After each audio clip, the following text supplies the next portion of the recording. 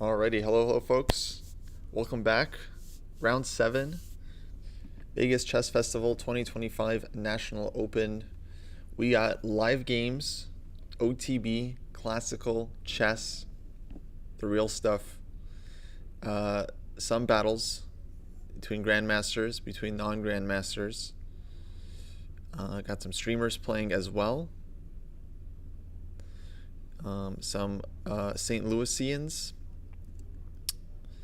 Welcome to the chat. Let me pull up. Yes, all right, got the chat up. And yeah, here we have board 2 from the tournament. Melik Kachin, grandmaster, originally from Armenia, now Southern California. Very experienced player. On board 2 against Zhao Jinchao, who plays basically every open tournament these days in the U.S. I've been actually running into him a couple times in the last couple of years. I think we've played 2 games at least, maybe 3. losing track at this point. He's definitely beaten me once, and we've made 1 draw, which I made out of the opening. But anyway, but yeah, he's a very, very good player. Board 1 was already agreed drawn between the top 2 players. So Victor Matveshin with 5 out of 6 draws with black against I am Bilic. Actually pretty expected draw, I would say, because it's 2 rounds per day. Now both players get to rest, and the player with black is half a point ahead and higher rated. So it's kind of like a nice trade-off. Like, he's higher rated, so he gets easy draw with black. His opponent is also happy with the draw, maybe going for a grandmaster norm, and yeah, resting for the final day. But that gives other players, of course, a chance to catch up, because a lot of players have 4.5 out of 6, and with a win, they will catch up to Victor in first place. Okay, board 3. We have Robbie Kevlashvili, grandmaster, representing Netherlands, now living in St. Louis, against international master Sebastian. We were watching Sebastian last round try to win against Cordova with an extra piece, but it was very tough, and I think actually he was lucky to save it. So, okay, Robbie, this game, he decides to go for London system. Actually, he often plays e4 as well. Every time I faced Robbie, he's played e4 against me, which, like 3 games. But looks like, okay, he has other weapons in his repertoire. Probably he has played London before, although I'm not sure. Not sure if I remember that. Okay, bishop e7, g4. This is the live position, and he's just advanced a g4. Pretty typical operation here for white to win the bishop pair. Hello, Steve Nash's 20-minute workouts.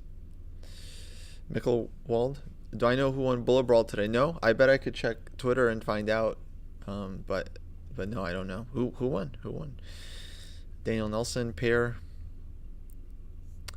Yeah, g4 definitely is like a move you have to calculate before you play to make sure that there are no good counter discoveries against the knight on h4, but generally knight takes g4 is not really going to be working, because you take back and then you hit the bishop anyway, and you defend the knight, so it's just, yeah, just giving a piece. And then knight e4, I think, is the one where it can sometimes be considered, but it doesn't seem so promising here for me, because we get to just take this immediately. Black gets a potentially weak pawn. Let's say, okay, black can take on h4 as well, but that would not be good, because of knight d6 check, so we can put an end to that one. D takes e4, I think, would be played, and then white could consider bishop g. That one's, yeah, like funny move, bishop g3, but let's say we just take take and just see what we get here. Yeah, I would feel like these positions are nice for white, especially because we now have this unopposed light squared bishop. Maybe even d5 we could play to open up all the light squares. So I think this is quite okay for white, and yeah, I don't know. I don't really see anything better for black than just dropping back bishop g6, which I don't think is that bad. I think maybe white gets a small edge, but it's really hard to, I would say it's really hard to, comfortably nurse that edge all the way home without allowing counterplay. Like generally in these positions, and okay, oh wait, sorry. Generally here you find that, yeah, black gets kind of like easy play. They kind of know everything, like knight d7, g5, knight f8, knight g6. They got all these plans, all these maneuvers, and then white at some point has to figure out how to play like bishop g2 and then blow open the center with e4 without dropping the d pawn. And so, yeah, not so interesting. Not so simple, I meant to say. Proof that London can be interesting. Yeah, for sure. This is very similar to a lot of Slav positions where white tries to get the two bishops, and yeah, no, it's like huge positional struggle. I would say this position is like definitely one of the more complicated ones that you might get. Actually, I find most of them complicated. I think the hate against London actually has kind of just become like a meme at this point, because I feel like every series player actually takes the London seriously, because it's now like the series opening, so you have to prepare against it, and there's different versions of it. Like Jobava London also is extremely trendy. Like Magnus was playing it in Norway chess, so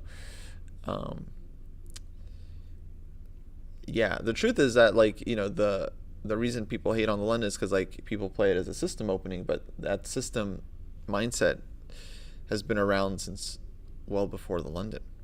So, and there are players that play all kinds of opening systems kind of mindlessly, and then that's really what like is annoying when people do that. Like Botvinnik's system is one where you just go like, I'm sure you guys have faced these players. It's just like c4 and then g3, and then everything is just like, oh, my mouse. Everything is just already planned out. Bishop g2, knight c3, e4, knight g2, d3, castles, h3, f4, bishop e3, queen d2. they just know all their moves. So this one's kind of annoying to face, similar to the London. King's Indian attack for sure. That's a system opening where someone just goes like knight f3, d3, e4 against everything, kind of stuff like this in some move order. Knight d2, and then it's like they just always play this one system and they always know the plans, and like those are also actually, I'd say, pretty annoying to face. So anyway, I feel like the London is just like the poster child of system openings, but as always with these openings, it's like you can play them in pretty ambitious ways. So it's really just up to the player rather than the opening itself. Okay, board 4. We have Gabriela Antova, who we saw last round defeat Nizhnik with a very nice piece sacrifice. That game was very, very complicated.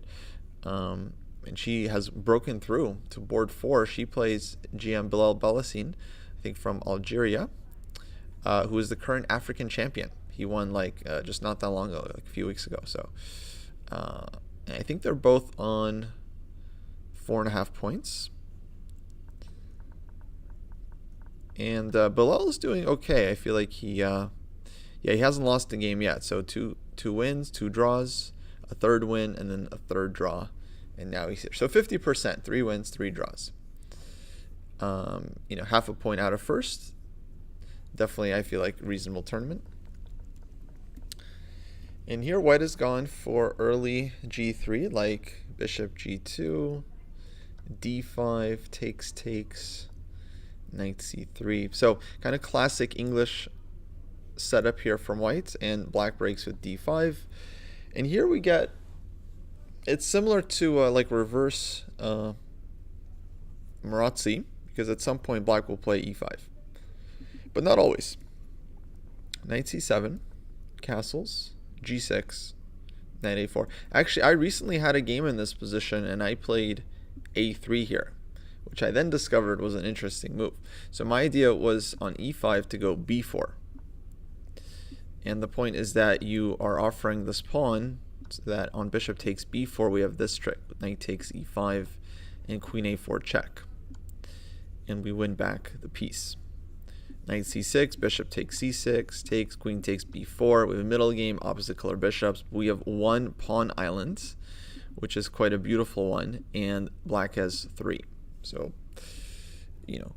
computer probably holds this position with black, but to me it looks like super unpleasant. So I was like more than happy to play that one.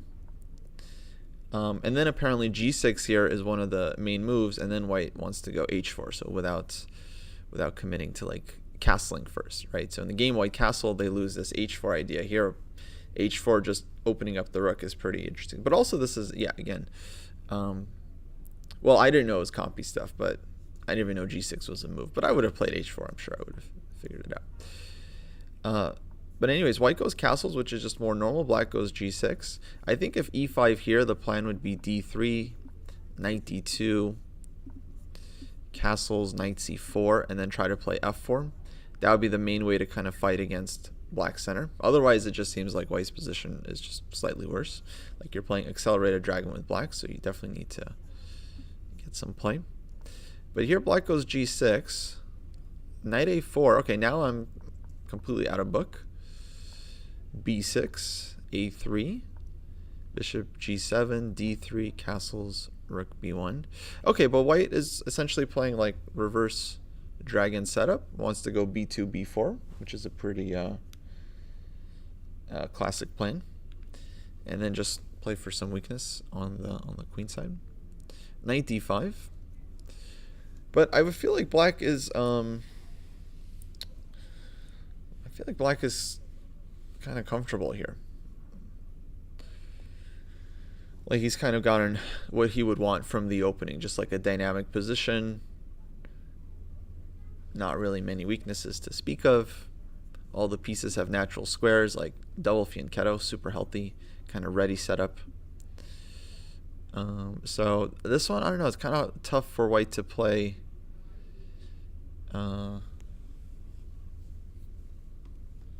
Play well. Like I would love getting this position against a low rated player, basically, because I just feel like with either color, I feel like there'd just be a lot of chances to try and outplay them. But against a high rated player, I would not love to have white's position here, because I feel like it's like very, very delicate. I feel like I would prefer to have something more aggressive, where we're trying to put pressure.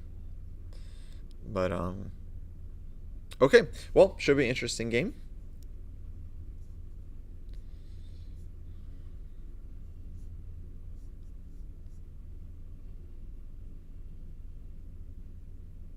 Oh, how do you deal with playing in tournaments? Good question. Any psychological advice? Well, tournaments are tough, because they're competitions, right? So it's like you have to treat them, I would say, as like learning experiences. Like you just want to go there to get good games, because those games are then going to help you improve for the future, right? You're never going to just be playing your last tournament, so you're always going to have more tournaments ahead of you. So I would consider every tournament as an opportunity to get some actual real chess games in. And then win or lose, as long as you're getting interesting games, then you should feel like you're making progress, which is kind of the most important thing, I would say.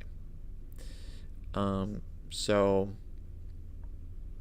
yeah, you can also just try to like choose your tournaments, depending on where you live. But some tournaments may be nicer than others. Maybe you can take certain rounds off, so it's not like you're playing 2 rounds a day. You just play like 1 round per day and then chill. So you can also just start with like practice games.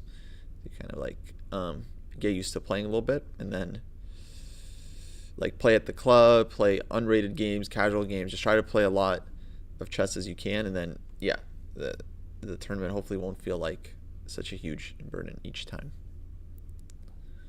Okay, a5 played by black, clearly wanting to just discourage b4. And yeah, white's going to have to come up with a way to get some play here. The knight might be coming back to c3. The challenge then on d5, because it's not really clear that this knight on a4 is doing white a lot of favors. But I don't know. Gabi probably played these positions before, knows what she's doing. Hikaru won Bullet Brawl. Oh, cool. Congratulations.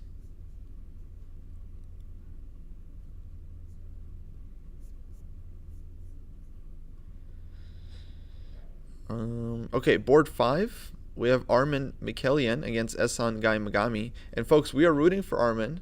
We are biased in favor of Armin because he joined the commentary last round and showed us his very nice win over young international master with black. Very instructive game. Maybe we'll make a little clip of it later or something. So now, yeah, anyone that joins the commentary, we're now biased in favor of them. Those are the rules. I make them and I follow them. Okay, so he's got an kind of a sharp line against Gai Magami here. This was Queen's Gambit decline, normal position. He goes bishop g5, bishop b4 check, knight c3. So we've essentially transposed to Rogozin system with first move bishop g5, which is normal variation. So d takes c4, and this one now we've transposed to Vienna. Now officially it's like now we have this line where e4 is a move, but bishop g5 is the old main move, and then you'd go bishop b4, and now they're playing big Vienna main line. So e4 c5 takes h6, bishop takes, castles, takes e5. So very like communal opening, I would say, because white gives up the dark squared bishop, which is a really nice piece in the structure, but is banking on the lead in development. So e5, knight e4, queen e2, and bishop d3. So white's just like a pawn down. He's allowing black to defend his pawn, like extra pawn for black, but he's saying that he's got enough play. One idea is like a3 to kick the bishop. And even if the bishop goes here, there's b4 and b5. b5 not totally necessary, but like the knight gets d6, queen e4, and then h4 as well. h5, so black will play g6.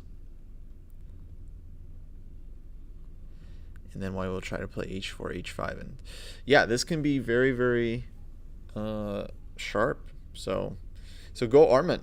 Playing some inspired chess. Definitely going for the win here. Okay, let's check in with our streamers. So those are the top 6 boards. Actually, I want to see board 8 here. This is I am Gus Huston, pretty young guy, against Vladimir Akapian, who's on 4 out of 6. So currently 1.5 points behind the leader, but he's also still playing. And okay, Vladimir is back to his some of his favorite stuff. Goes for the modern system. And he's a big expert in all these move orders and variations. But this one, I feel like he's... last game, folks, he drew from, I don't even know what kind of position. He was down a piece. He was down a rook. He had some pawns. He promoted both of them. And then it was a draw. h5. Knight f3, knight f6. So this is okay, Pirt's defense, e5, knight g4. Not sure if white has played this one in the most precise way. Like why e5 was necessary.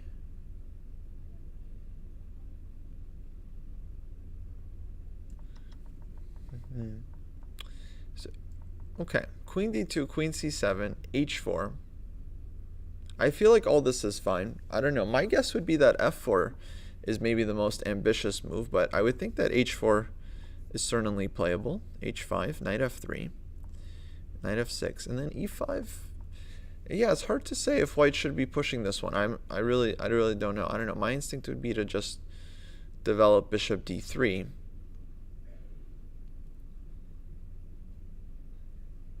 Because if black castles, then maybe we just go bishop h6. And not saying we're going to checkmate here, but okay, it's like just a reasonable way to play the position, and then you try to slowly crack open the king side. And if knight g4, bishop f4, e5, maybe this would be something white's worried about. I feel like you would just drop back and... yeah, I don't know how to evaluate this position. Maybe black is totally fine, bishop h6, or maybe black waits for you to castle, and then he goes, then he goes bishop h6. See, I don't know. Maybe this wasn't the best way to play it with knight f3. See, these positions are so tricky, and then if you don't have computer prep, you're just having to figure all this out over the board. Very hard. So takes bishop g5, and black just castles, and yeah, I don't see why black's position is so bad here. The knight on g4 is kind of defending a lot, and it's not obvious how white is going to try to put some pressure. But black needs to develop, so black has like lots of moves to make. They got rook e8, bishop can come to f5, and then the knight on b8 probably comes out to d7 at some point, maybe even f6. Knight on c3 is a bit restricted, so sharp position, exactly what Vladimir wants. Try to play for the win. So it'll be interesting. Hopefully he manages to break out. It'd be cool to see him play for the win. I'm a huge fan of Vladimir. I mean, he's one of the in terms of like total career, he's definitely the most decorated player in the field, I would say, by some margin, in terms of like, yeah, career achievements. So he's a little bit older now, so his rating is not as high as it used to be, but he was an absolute monster, just absolute beast of a player. Okay, let's check in some of our streamers. We have Dina playing against FIDE Master Pedram Atufi. That's someone I've played before. He's, I think, from the Arizona area. And he went for the King's Indian defense. So it's going to be hard to root against him. But let's see. Dina goes for the double bishops setup. Semi-Auerbach. This one has been very, very trendy as of late. Knight c6. Really sharp line where black just it invites a 4-pawns attack. White goes bishop d2. c6 starts chipping away. Now h3, knight h6. Invites g4, doesn't care. I mean, I find these positions very difficult to play for both sides. Because like black's position looks horrible, but like for white also one wrong move and you're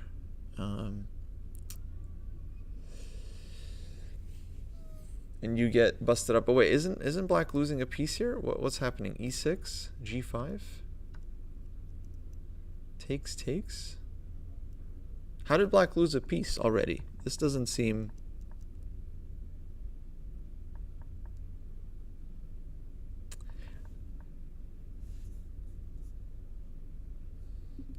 Maybe black needed to go h5.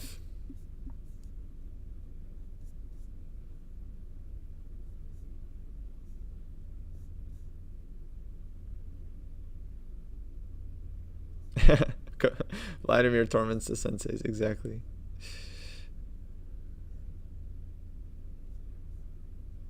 Yeah, definitely, Mikkel. Yeah, I'm glad to be doing commentary as well. Cleefan was asking if it's feasible to play old classical openings like King's Gambit and Vienna OTB. I would say you can play anything if you're familiar with the ideas. That's what I'm going to say.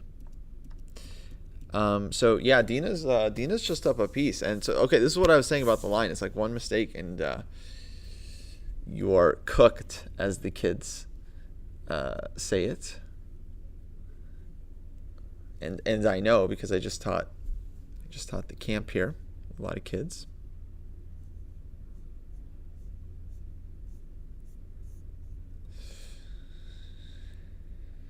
And now black is being threatened to lose another piece. And probably has to go knight f5. But there's just, I don't know, there's definitely not enough compensation. There's one pawn for it, so it's not enough. How does a 2000 lose a piece? Well, it's one of those things where it's like you have a little bit of opening knowledge, and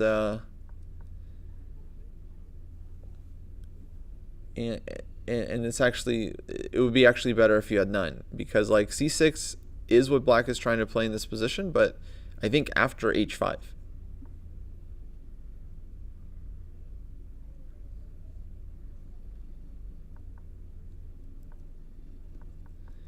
And there is a piece sacrifice somewhere in this line. Let me see if I can try to remember it. I think you can sack a piece after e6. Maybe. I'm about to make the same mistake. I'm like, yeah, I think it's I remember there is a game between, I think, Aronian and Naroditsky, where black managed some kind of piece sacrifice, but I forget how it happened.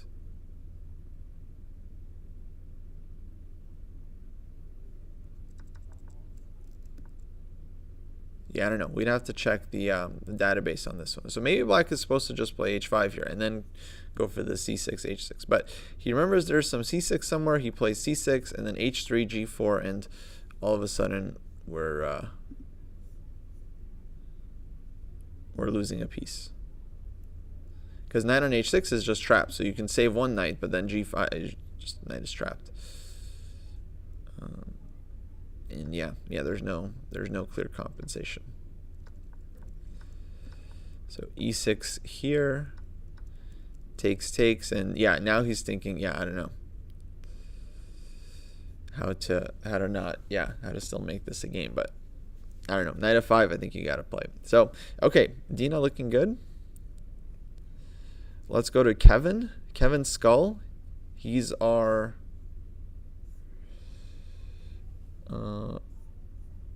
resident adult improver among the streamers. Let's see his position here. So he, I think, playing Caro Khan.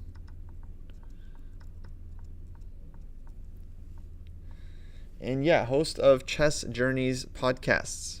Exactly. Tales of Adult Improvers.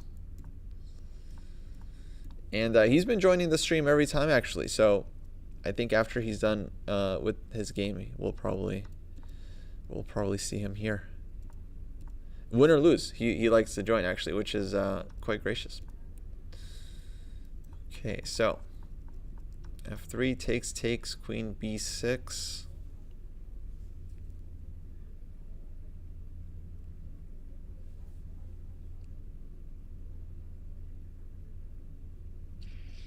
I like Kevin's position here. I mean, it looks pretty healthy. White has a couple weaknesses. D pawn, B pawn. Black's pieces have easy play. Rook d8, rook c8. We're also biased for the streamers. Well, definitely for Kevin, because he's a streamer and he's been on the show. So, like, yes, a huge bias for. We are actively rooting for Kevin. I'm not ashamed to admit it. If you guys have a problem with it, you can write your senator. But yeah, black's play looks very clear. Bring the rooks to the center, crack white with e5. In fact, you don't even need rook c8, just like rook d8 and e5 is ready. And it doesn't look like white's pieces are in a position to attack. So what went wrong here for white? I'm not really sure. I kind of feel like this bishop d3 move is a bit strange. It loses a lot of time, and then yeah, something somewhere went wrong here for white.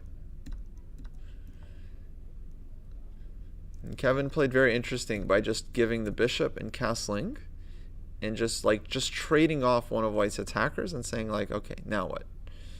And so white says, okay, I want to trade bishops too, and then black is very happy here. So c5, nice move, and yeah, just looks like black is better.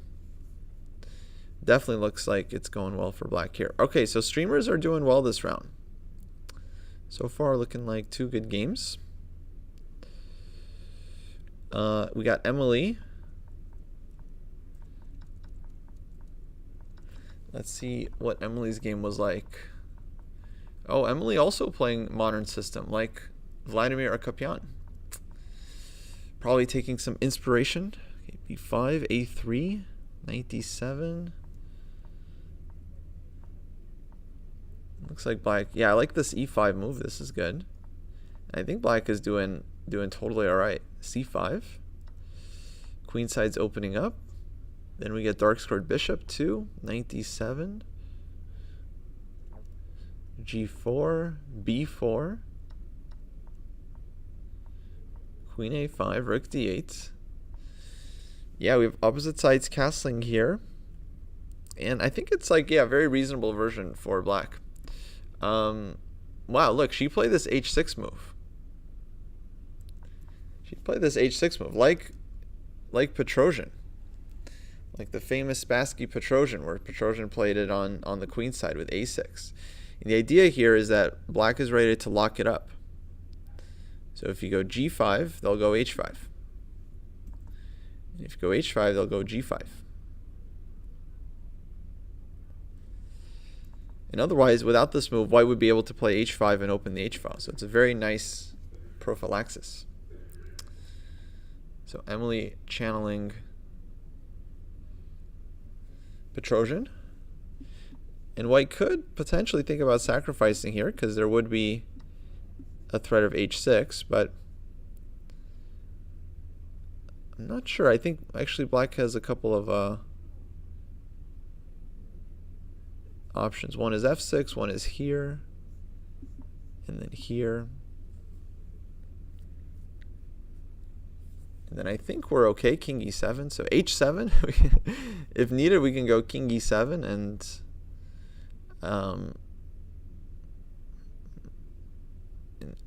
and I think we're holding, but I actually think taking would be better to at least relieve white of this h-pawn. Now we have same position, but with an extra pawn. And white lots. Yeah, so I think that would be working for black. So white goes knight d2, rook c8. Now, was this the best black could do? I don't know. I kind of feel like maybe throwing in c4 would have been nice. A lot of times I like getting this move in too, like kicking white's bishop back, then maybe queen c7, knight c5, and but then it's harder to break through. It's just more about the piece play. So one idea here would be to bring the knight to c5 and then e6 and then d4 and then a5 and b4. And it's very slow, but actually white isn't really. I think black is doing really well, because white's attack on the king side is not dangerous at all. Like really hard for white to generate anything there. So black kind of has some time as well. But this is probably all right. It's just a little bit. It's definitely going to be a little bit sharper, because white also gets to play on the queen side here. But we'll see. 2 bishops for black. Maybe bishop f8 at some point. Definitely nice position. And then Tony is playing. Wow, 2260. Dang. Okay. High rating.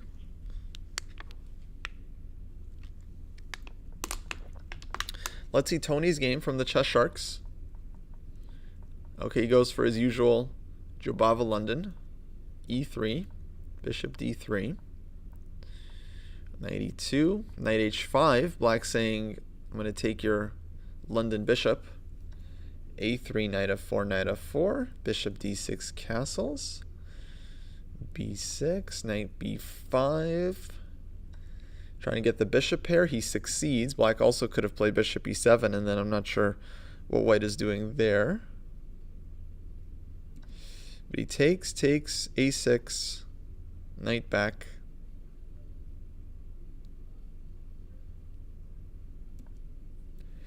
Bishop e7, rook e1. Queen f6, bishop f1.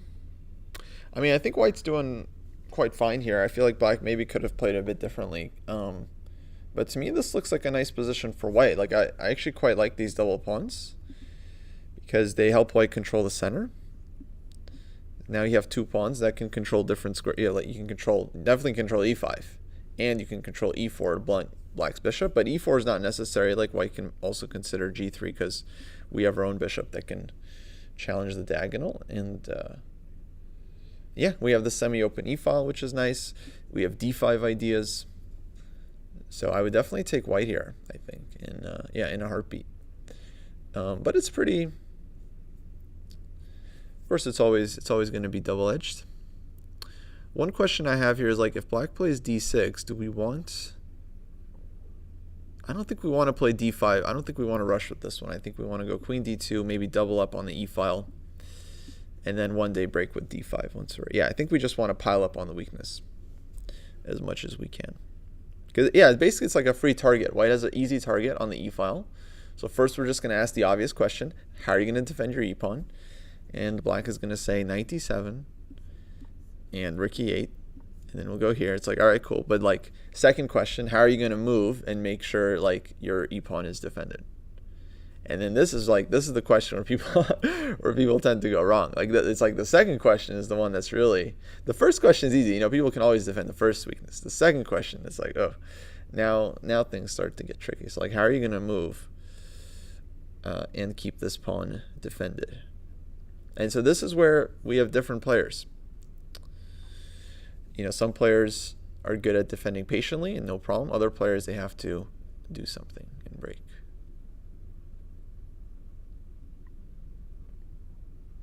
d6 bishop c4. Yeah, maybe white has more annoying options. This would be a nice little provocative move. But yeah, if we can get black to play d5, then we could really argue that we're happy there. Although the knight on c3 would have to be fixed for sure. But yeah, again, it's kind of just feels like one-way traffic. Knight e2, we play c3. We'll have to rearrange the pieces, but black is never getting rid of their backwards pawn on e6. So black is never fully equalizing, in my opinion. So go Tony. I don't know if his opponent's rating is 2260. I feel like some of the ratings have been wrong, but let's hope he's able to squeeze this out. His last game actually was a real bummer, I gotta say, because he was like completely dominating with white. Like he just had complete control over the entire board, and I don't think it was ever an easy win, but it was just like, you know, unquestionably beautiful position. And then of course he just kind of like, I think he just waited too long, and then eventually he broke through, and then things got messy, and then he went to an endgame, and then I think he ended up losing because his opponent just managed to kind of turn things around.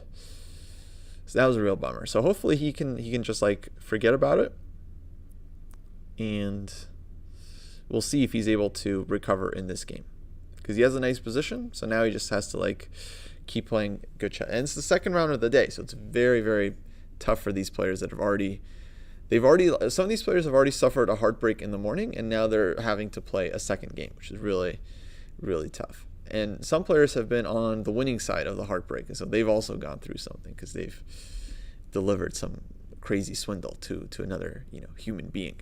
So yeah, these players are wounded. You know, it's round 7 of the Open tournament. It's you know, these players have licked some wounds already. Okay, let's check in with our board 2. So this was a closed Sicilian. Knight c3, e6. I think e6 is generally a good way to deal with a lot of the closed Sicilian options, but g3, g6 is certainly one of the more combative ways. Yeah, the longer the chess game, the longer the tension builds up. Then Yeah, and like my recent tournament, I had a game of 60 plus 30, so it's not like a super long game, but it went the distance. It was quite stressful, and so I was just like completely toasted for the next, then I had two more games. So, okay, in this opening, black leaves the knight on g8. This is very like high level stuff. Leaves the knight on g8 so as not to allow the white bishop to come to h6. And so he's saying, I'm going to develop my queenside play first. You cannot do anything to me because we haven't opened the center. If you do open the center, I'm happy to play, well, let's say rook b8, knight e2. Now the white's ready to go d4. He's like, oh, no, it's too late. Now it's too late. Now I'm plugging it. So castles b5, f4. White builds up the close Sicilian attack. Actually, a big favorite of this one was Boris Spassky, world champion, who had a number of games with this type of setup. g4 and f5, a classic counter to white's pawn storm. So h3, castles, knight g3. Very dynamic position. I think both players, I guess, are happy with what they've gotten. Because Melik, of course, didn't have to play e4 and go aggressive. He could have played like knight f3, more positional. So he seems to have wanted some kind of attacking game. And I think for Zhao, he's also happy because he gets to play for a win with black. He's a very sharp player. He's played a lot of Sicilians, like knight orfs, a lot of these types of positions. So I'm sure he's happy to have something dynamic. He was playing King's Indian. And yeah, okay, queen d7, he takes, c3, knight c6, knight f2, takes on e4, knight a5, rook d1, knight c4, queen e1. Uh-oh. Well, takey, knight a5, and he allows knight c4. And he's allowing black to take the dark squared bishop. I'm not seeing the fun of this for white.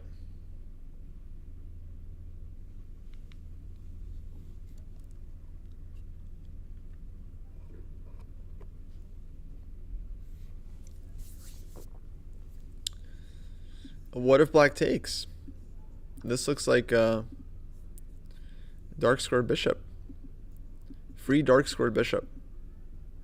I don't really see how white is... well, maybe there's e5. Katastrophe. Exactly. Okay. e5 is a thing. This is how Malik would beat me. I would go here or something. He would go here. And then let's say I would take... Okay, rook d6, queen b7, no problem. So let's say he takes. Okay, but then I would play check.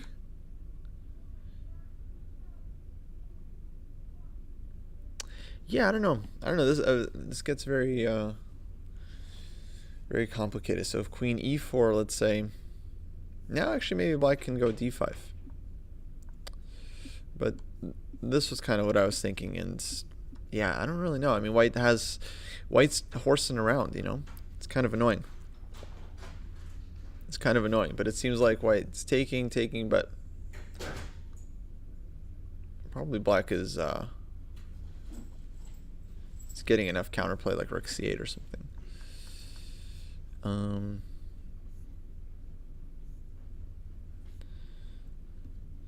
So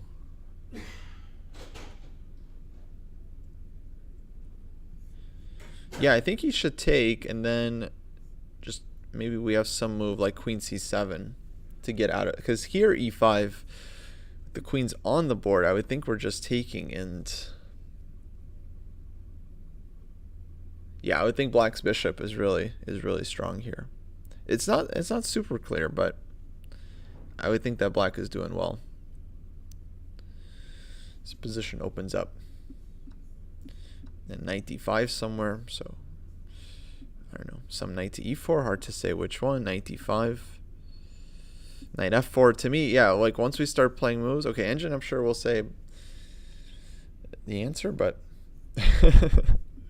from a human, starting to look like black is getting I mean, it's a dark square bishop. You know, it's a very strong unopposed bishop.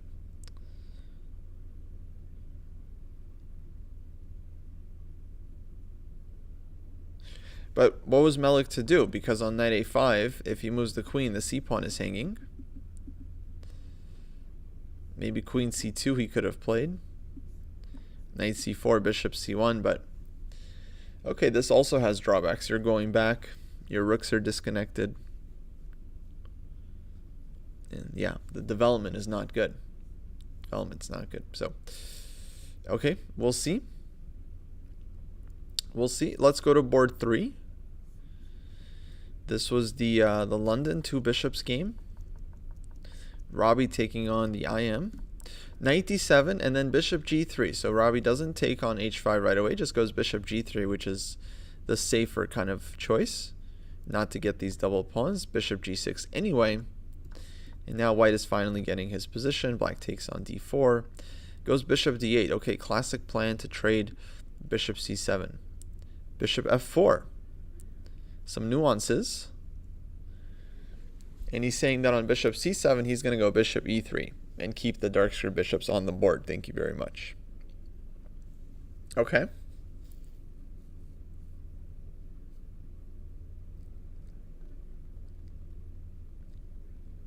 Yeah, I don't know. I mean, I generally like these positions for white with the bishop pair, because white's light squared bishop, the unopposed bishop, is very strong, and white often has ideas like castling queenside, h4, h5, and easy play against this target on g6.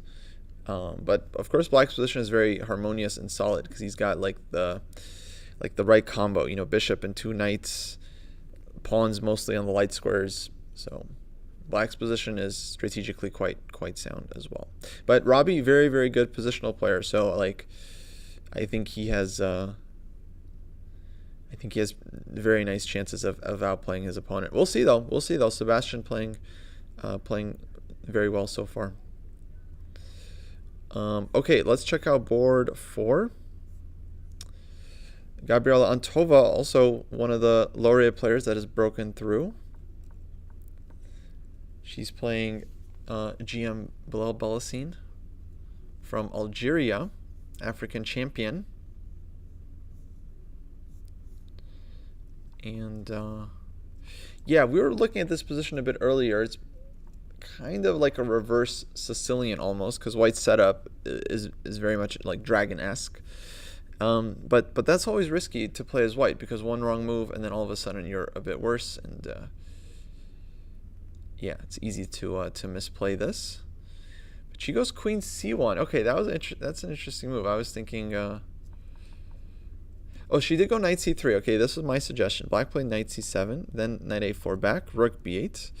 Okay, avoiding the repetition, and white goes queen c1. So she already repeated moves once, right? Which kind of tells you like that. I mean, unless she had some plan to not repeat, but it already says like, okay, the opening hasn't gone amazing for white, but now queen c1. Now white definitely has an idea here. White wants to go either bishop c3 or bishop h6. Right now, bishop h6, I think, would be the more surefire way to do this. Trading off black's best piece, leaving black with some dark square weaknesses, definitely a good idea. Then white is better. So again, it's like I really like these positions. I'd love to have this against a low-rated player against a higher-rated player, though. It's like, ugh. I'd be like, oh no. Like it's well, actually, now it's starting to look very reasonable. Unless black, does the classic rook e8, bishop h6, bishop h8 thing, where they just avoid their trade. They just say, no, no, I don't want to trade bishops. Also possible.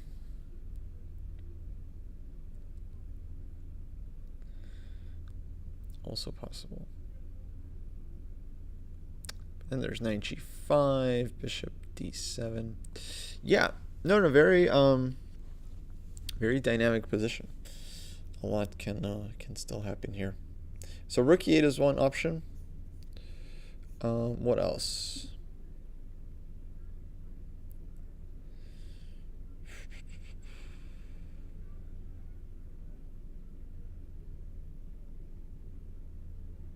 if bishop e6, then bishop h6, bishop b3 would be blunder. Take, and check. We lose the piece. So, I don't know. What does black do here? Queen c1, nice move. Also, white intends to go b4 in a lot of positions because now the queen is supporting this by putting some pressure on the b file.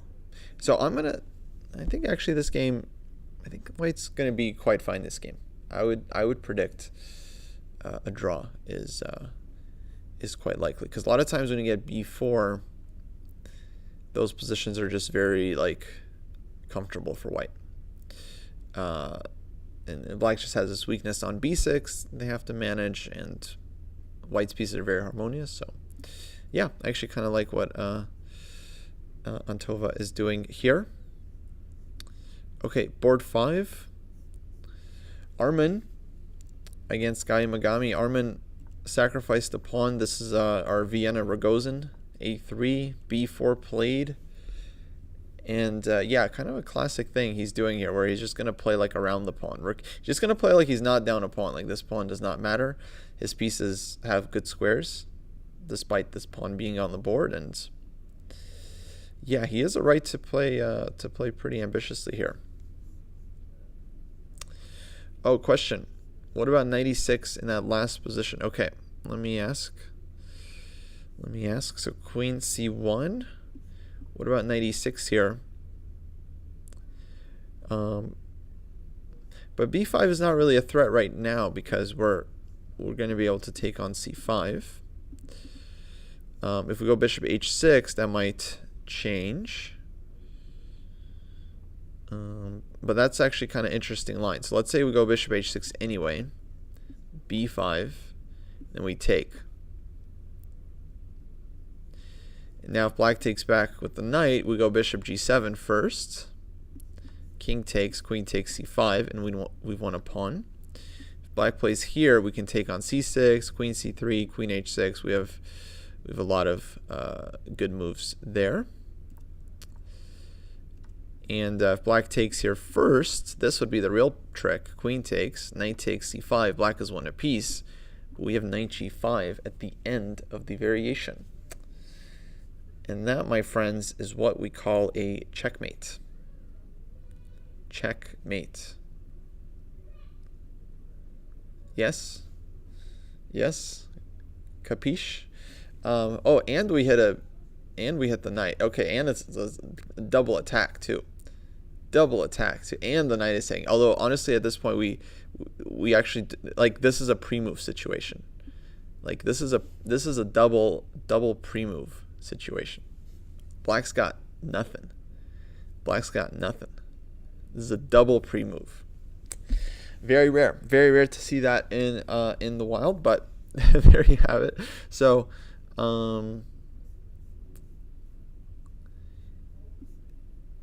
yeah, I'd go bishop h6. I think we can still try this one. Maybe that'll happen. Okay, I want to check on board number 7. We have Isaac Wang against Gabriel Flom. Isaac doing well in this tournament. He's also on the younger side. What was this open? This another King's Indian. Ooh, and the double bishops. Nice. So very sharp stuff. Okay, a5. He goes h4, knight c6, knight f3, knight g4, bishop d2, f5. So the pawn on d4 wasn't really hanging because we just take back, and then knight on g4 will hang. So black goes f5. Kind of rare to play f5 when there's no e5 yet, but we'll allow it. So takes, pawn takes, d5, knight d4. Takes here, takes on g4, bishop e3. Okay, and this is our live position. Very non-standard King's Indian, that's for sure. That's for sure. And Yeah, generally this favors the king's Indian because it's like once the positions get crazy and white doesn't know what to do, that's when players often start making mistakes. But both sides make mistakes, to be fair. Now, question for black: do you want to trade the bishop? I would probably discard bishop takes c3 pretty quickly here, just because I think white's dark squared bishop is going to be much stronger, and white is going to have much more play against our king than we're going to be able to do against theirs, I think. So the question is, do we take on e3 or do we drop back bishop e5, for example?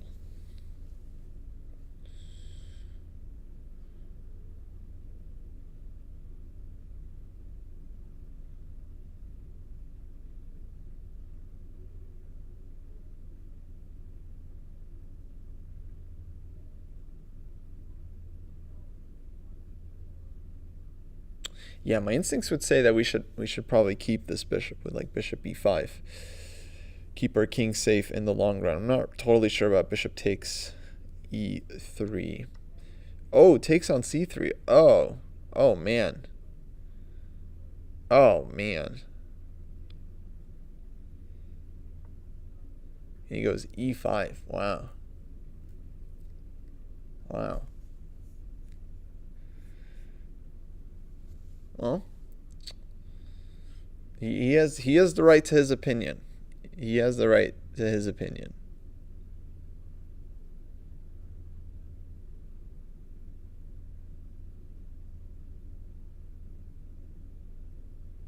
I mean, I honestly I hope he's right. I hope he's right. Because if he's right, that means, we'll get to learn something about chess. If he's wrong, then, well, unfortunate. But yeah, very, I'm going to say controversial decision. Okay, well, he did exactly what I thought black should not do, which is give up the dark squared bishop for the knight, leaving white with a dark squared bishop.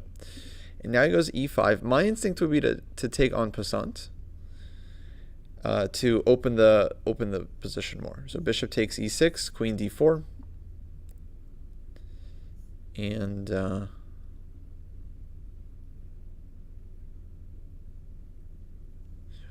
well, no, it's definitely hard to say what's going on here. I don't think like white is just crushing here, but to me it just looked very risky. Now that I see it, I would say it's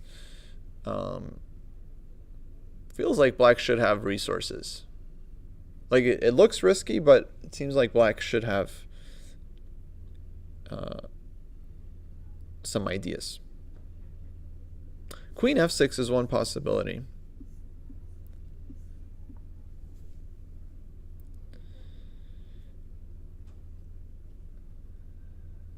And then, yeah, I'm not sure what white would do here. One option is rook c1, another option is c5.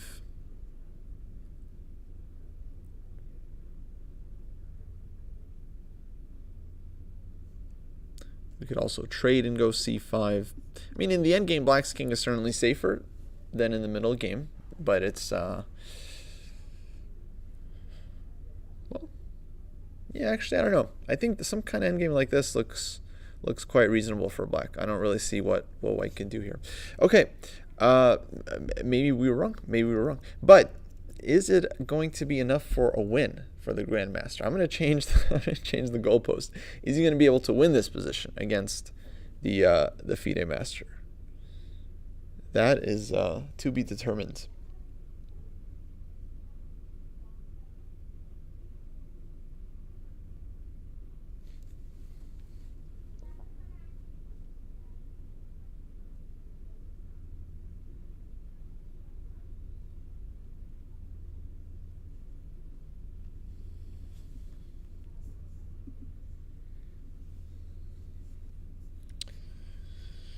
Okay, Dina's position is unlosable, says chat. That sounds like a challenge. Let's take a look. No boy. Well, right. Dina won the piece. Dina won the piece early on. Takes, knight f6 check, knight f3.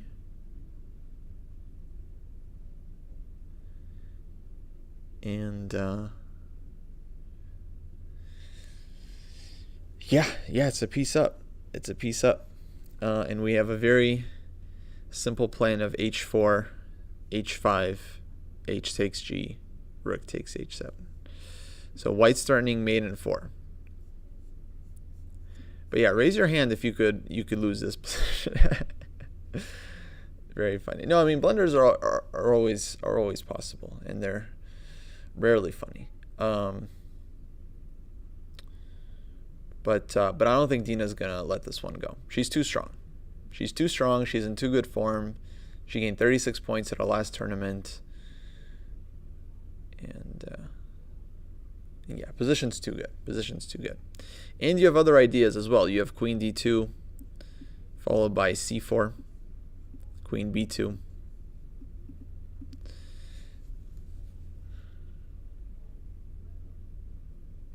Yeah, lots of ideas here for white. You can take on d5 at some point. It's not going to be fun for black. I could imagine him resigning soon. I mean, you don't really resign here as black because it's like there's still chances. You never know. Like there's still blunders available, but it's close. It's close.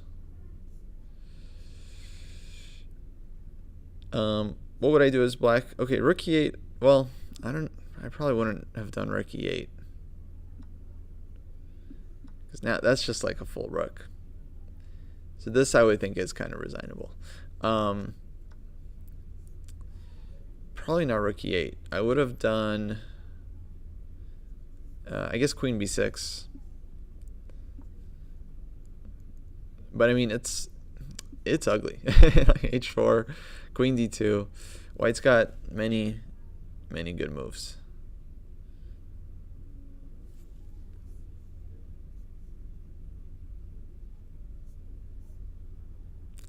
Yeah, okay, so go Dina. Nice game to bounce back on a win going into the final day tomorrow. So it looks like she has 3.5 out of 6. So she wins this one, 4.5 out of 7 plus 2. Definitely very decent results. Let's see, Tony.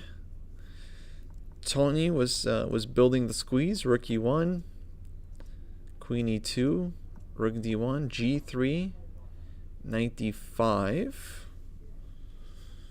And okay, he's thinking about, does he want to trade? Does he want to pull the knight back like a genius?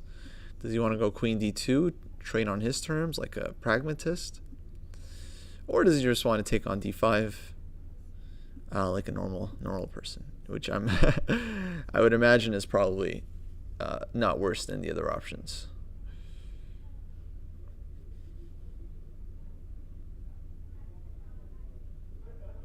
I mean, it seems like white's better here, even if we just take on d5. Like, first off, if black takes with the pawn, then we have the better bishop. We have the better bishop. We can maybe, I don't know, start with this one so we can win the open file. Right, and now we're just better. Okay, see how effortless that was? Just better. We control the file. We have the better bishop. We can put pressure. We go queen e7. So play for 2 results. We're happy there. And if bishop takes d5, we can go c4. Let's say bishop e4, bishop g2. If d5, we have f3. Good game. So let's say bishop takes, king takes, and white is better here. White is better because we have the space, we have the breaks with d5. So it's just kind of a practical advantage. We can just push on both sides of the board. Is it easy to break through? No, but it's even more unpleasant to defend. Queen f3, queen b7, d5, rook d3, rook e3. You can play this one with the hand. So knight takes d5 actually I think is, to me it looks like simple advantage, but knight b1 would be like a really ambitious move to play c4 and keep the knights on the board. I'm not sure if we'll see that one. Oh, folks, let me take a quick break here. And we'll be back soon.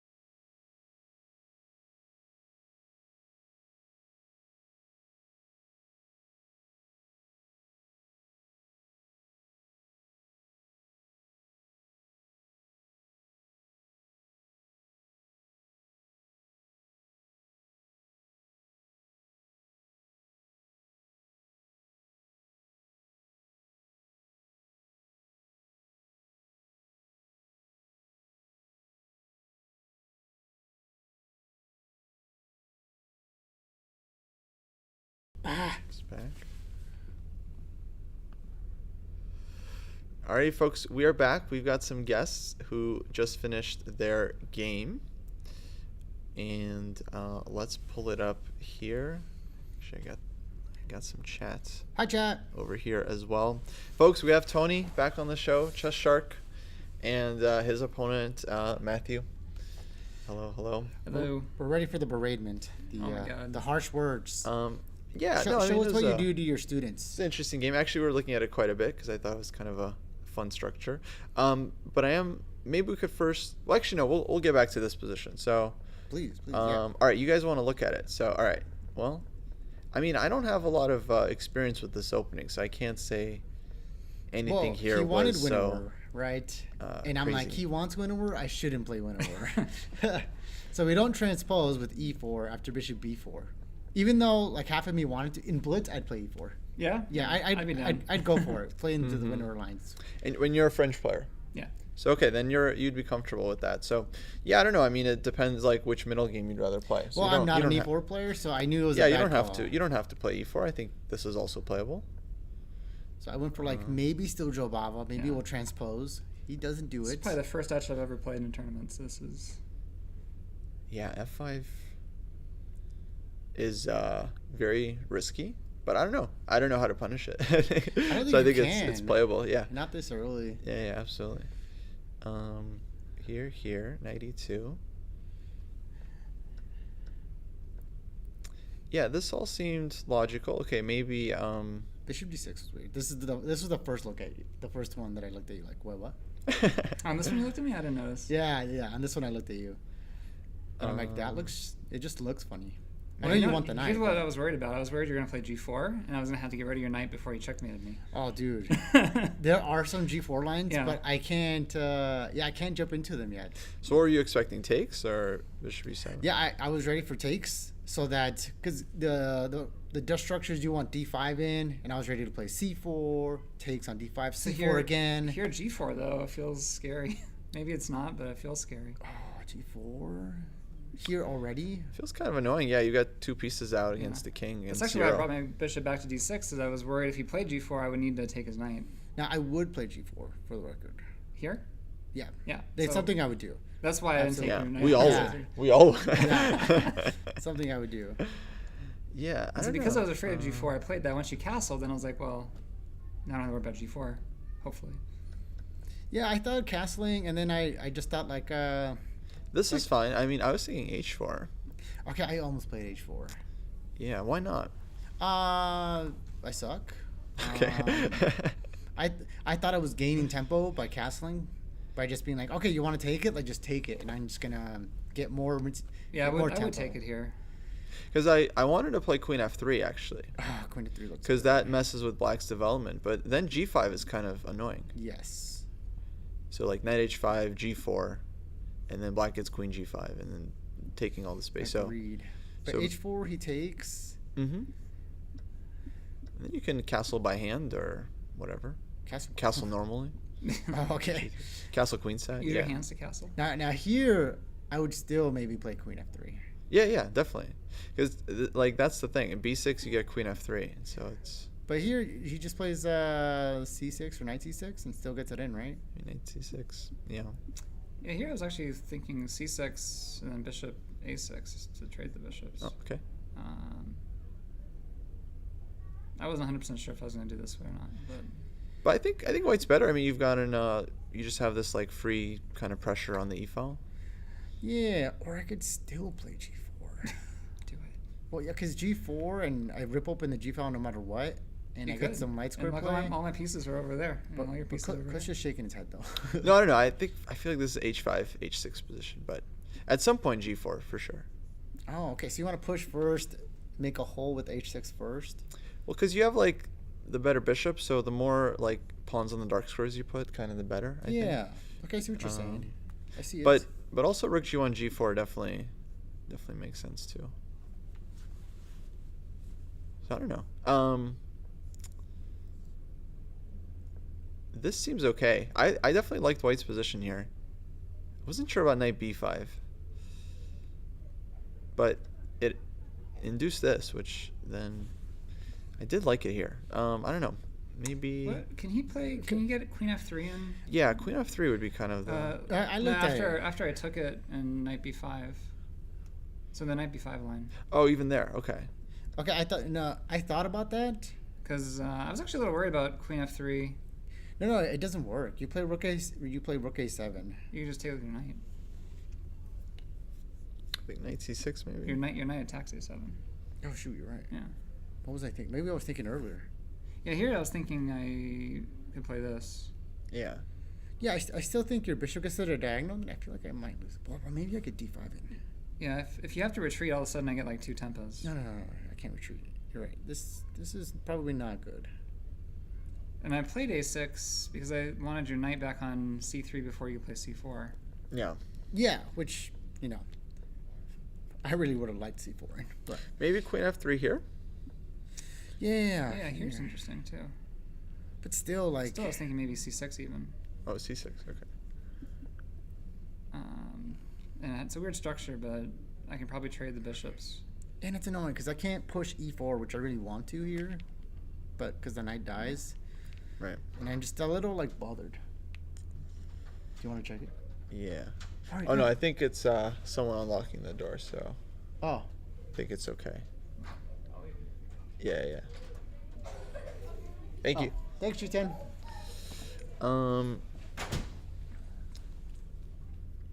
Yeah, tough one.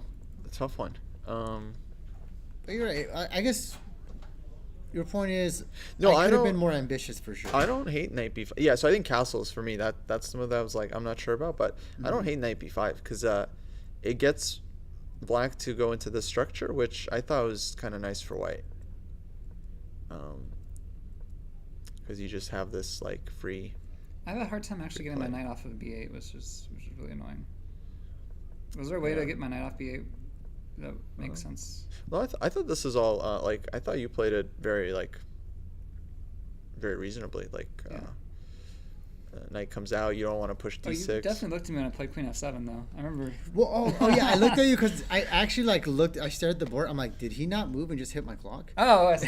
For like a solid. Oh, he played Queen F7. Why I did see. And I was like, why did you do that? I was like, I started looking. I was like, am I blundering? No, I just Give didn't. me a total look. I just didn't know because the pressure on my pawns or. And the idea is just to get out of D5, right? Because you want to go knight C6 and Yeah. not get hit Yeah. with D5. Yeah. No, it makes a lot of sense.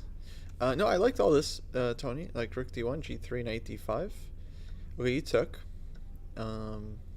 Yeah, here I couldn't see how to play for more, and I thought clearly I should take. Yeah. I thought this is actually a simple advantage for white. I'm not sure. I guess you always have this kind of move. Ew. Are you Just sure? to, It's a move, though.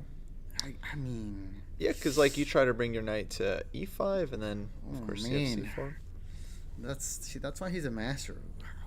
Jeez, I don't know if I would play it. You know, might be one. maybe against a low rated player I would play it. And against the GM I would just take. Chat, I'm the lower rated player here. Okay, let me know. It makes a lot of sense because you actually have quite a bit of time Yeah, because you can't do anything. because I'm not really threatening much. I think eventually I might be able to coordinate my pieces to do some break, but like I might even be able to break on. I thought, C5. yeah, you could break on C5 and just get things going. If I coordinate the pieces, I can break on C5. I would need to Oh, I prepare see. it. I Yeah, need to later. prepare it. Yeah. But you probably have more time than that. Like you probably have 3 or 4 moves before I can play it. But like, can I even Yeah. make anything? Like, the hard part for me was that, like, let's say that Kostya's idea works, and I just magically stick it on the board right now. My bishop's on G2, my knight's on E5. You bring your queen over, so you don't lose the queen. And like, I may be better, but I still don't think like I have anything with like 4 tempi, even if you just gave them to me. Well, let's just take a look. So let's say here, rook E8, here, and let's just say black sits. That's the nice thing for white is that I don't think it's easy for black to actually have counterplay. It's only if white Yeah. like overpresses that black will Might get actually be able chances. to break on E5 with D6, E5. I'm not sure if it's preparable. Oh, I don't Maybe, know. maybe. Yeah. But it's hard. There's always like this maneuver, which is kind of annoying. Yeah. So yeah, I don't think white is like has like a big advantage or anything, but I would definitely take white every time. I agree. I feel like I could never lose. But once we got to like the queen Oh, you trade, could lose. I Anyone don't. could lose. I don't know if there's anything. Let's take a look. Actually, I'm kind of curious. So I thought this is okay. Takes. And, okay, queen e5. So, yeah, I suggested this move. Go for the battery right away. It's interesting because I have two D pawns and he has two F pawns, and you would think the D pawns are probably a little bit better, but we're far away from it really mattering. Okay, so Yeah. like rook over, rook Mhm. rook e4, f3, rook takes, queen takes. Wait. Here? Yeah, Um, I think eventually he has to do it. Well, bishop G2 can force the issue. Oh no, there's a Well, pawn hanging. yeah, I don't know about the pawn. I don't know. Rook e7. Let's just say c3. Just to not worry about it. Rook e8. And now f3, no, not f3. So Oh, bishop g2. no. Yeah, now black is, I think okay. Agree. So maybe we got to try this one. Let's say take rook e7. Yeah. This is much more fun. Mm-hmm. This still feels riskless. This actually looks nice for white. Do I Yeah. have to go into this though? Like, No. Okay. This No, is no. just I was like, I because didn't rook- see this coming. rook- if rook e4 does work, then black is like completely fine. Yeah. So Yeah. that's why. But yeah, I don't know. But here, I mean, you still play rook e8. You can't. So not rook e8, rook contest. e3, Maybe take once. and then well, I mean, white controls the file, slightly better bishop. I don't know. Can I do anything? It's for like my imagination. I guess is lacking with So- a few pieces. I guess the thing is here. Okay, here's how I would explain it, or how it was explained to me recently. Mhm. It's not about how you're gonna win this game. It's just about how do you keep improving your position. And as long as you can keep improving it, and black doesn't have any scary counterplay, then you don't worry about how you win. So, Dang. like white has moves like h4, right? c3. You can put your bishop somewhere. Uh-huh. You can try to come in with queen e7. Yep. And now it's black's turn to figure out how to like move around without blundering something. And it's much more unpleasant for black. Like I always ask myself, would I rather have black here? It's like, oh no. Like, could you imagine? That would be very, very Yeah, definitely unpleasant. not. Oh, so maybe you're saying take the free push and just keep playing. Yeah, and also it's like Yeah. it's just especially this kind of position. It's hard for black to Why move. Does this say I'm 1800? That's crazy. Yeah, what is your Why does it say that? what is your rating? 1960. 1960. Damn. Okay, so this is much closer than the ratings. What am I 1800 in? Maybe Blitz? I don't know. I Maybe think that's it's my just, quick rating? Maybe these are our ratings when Bad we played info. 13 years ago at the national. You know what? Maybe that's it. That could be it. We had a draw 13 years ago at the National Open. Really? That was the last time we played. 13 years ago. Yeah. Dang. Which hotel was it? The Riviera, I think. Riviera, Or maybe nice. South Point, I'm not sure. Oh, okay. South Point actually was fun. Yeah, I the really hotel, like the actually. South Point. I did. And the bowling is nice. I like South Point too. I played South Point. I was probably in that tournament. C3, and then what was there was more moves? No, I don't think there was. No, C3 and we drew. I see. Yeah, at this point, This looks hard to make progress. yeah. Because he had for me the draw, but I was actually going to offer him the draw on my move. Yeah, I don't think. Well, yeah, white's still kind of playing without risk, but I don't know if there's realistic chances. Yeah, at this point. I didn't think so. I thought Queen Yeah. E5 was like, if I can poke around and do something. If not, then like, I guess there's nothing there. If I played on for a lot of moves and a lot of time, there's a world maybe where I have a majority on the queen side that's a little bit better than the majority on the king side. Maybe I'm thinking like when black goes d6 and c5, white just never reacts. Yeah, exactly. And we just Okay. we wait to contend one of the files. But white, of course, has a similar issue here. h4, h5, black can play. So it's hard for, I think, both sides to actually use their majorities. So yeah, I feel like most likely result would be a draw, probably by far. But we would have spent another 2 hours to get there. Yeah, That's Oh. bad tournament strategy. So you get 2 more rounds. Yeah, so now we get to go party. Yeah, I'm with you, gentlemen. I'm not one of those commentators like, oh, you have to play. No, I think quick draws are, not that you guys had a quick draw, but like top board was like very quick draw. But I think it's a very good strategy, and there's 2 rounds per day. You got to save your energy for the rest of it. That's right. Would you mind if we look at Dina's game real quick? Yeah. So Dina fine. was doing good. Keep tabs on her. Dina, She Dina was doing playing good. My former Arizona Scorpion teammate, Pedron. oh, Patron. yeah. Do you know what the Arizona Scorpions were? No, but I have played Patron before. U.S. Chess League. Back US when it Chess was, League, yeah. Back when it was a thing. Oh. It's yeah, blast from the past. No, this wasn't Pedrom's game. So looks Yeah, like let's- he's still trying, but I mean it's just White's just got an extra rook. How did Dina fork his knights with G5? Is that I saw how the fork was Yeah. on the board, and I was like, how is this a possibility? He kind of let it happen, so I think Yeah, they're clumsy. here c6 he played was not the right move. No, these knights are clumsy. That's dangerous. Maybe like you're supposed to go either e6 here or h5, and it's very very risky, but somehow it works for black. But yeah, c6 was just I don't know. I think there's already nothing. Like it's just g5. So what, like E5? You have to like just full send. Hope that you get play on the dark squares. Oh my gosh! Like what? But what do you do? Yeah, it's just not enough. So What did he do? he took here, and knight f5, but bishop c3, just neutralizing the bishop. Simple chess, getting the f6 square. Knight f3, and makes it look easy. Okay, he went What? rook e8. I think this was, I don't know, What? Is just that a glitch? no, it's just the plight of you know, Oh man, rookie, it's got to be straight up defeated player. tilt. Yeah, it's tilt. Queen d2, Because here, it's so unlikely you don't die on the dark squares. knight d4. Very very simple chess. Yeah. So it's over. So she should win. Yeah, I'm surprised she It's- hasn't won already. You know, the delay. Yeah. I'm sure she's done. But no, we'll see. And then okay, it looks like Emily lost. Oh, dude. It's a bummer. Oh, I thought she was crushing. I don't know what happened. I went to the bathroom. She I was came doing back. well, yeah. Her queen was gone. I'm like, what? Oh, well. I don't even know how. Like, how did she lose it? Oh no. Knight d6. She didn't see it was with check. She probably thought knight takes f4 is fine.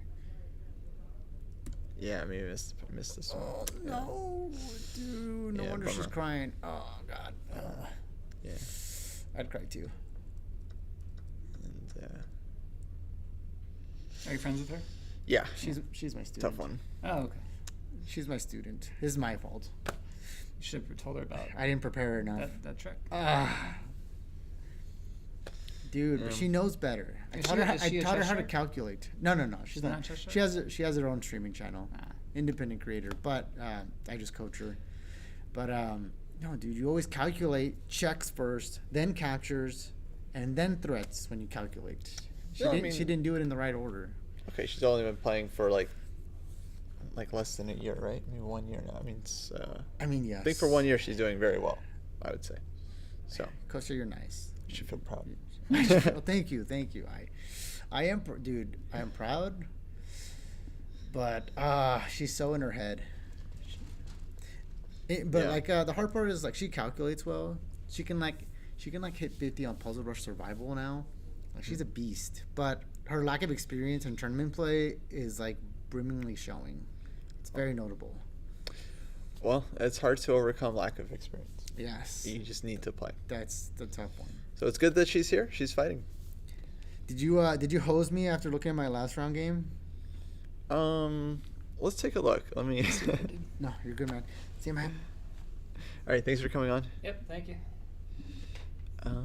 Against Frank. No, I was loving your game. I was saying you're playing like Ferrugia. You're playing like Karpov. Until I got no time, and then I fell apart. Yeah, I mean, I thought you were playing a fantastic game.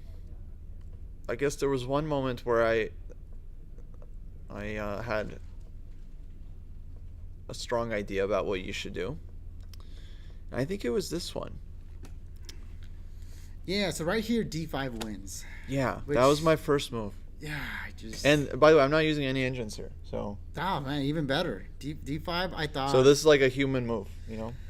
No, I agree, it's human. But did you consider it, and what did you think? I just wasn't so sure that it all worked out, and I thought, okay, maybe I can prep it and it's fine. Because I saw, in my mind, I saw Queen H6.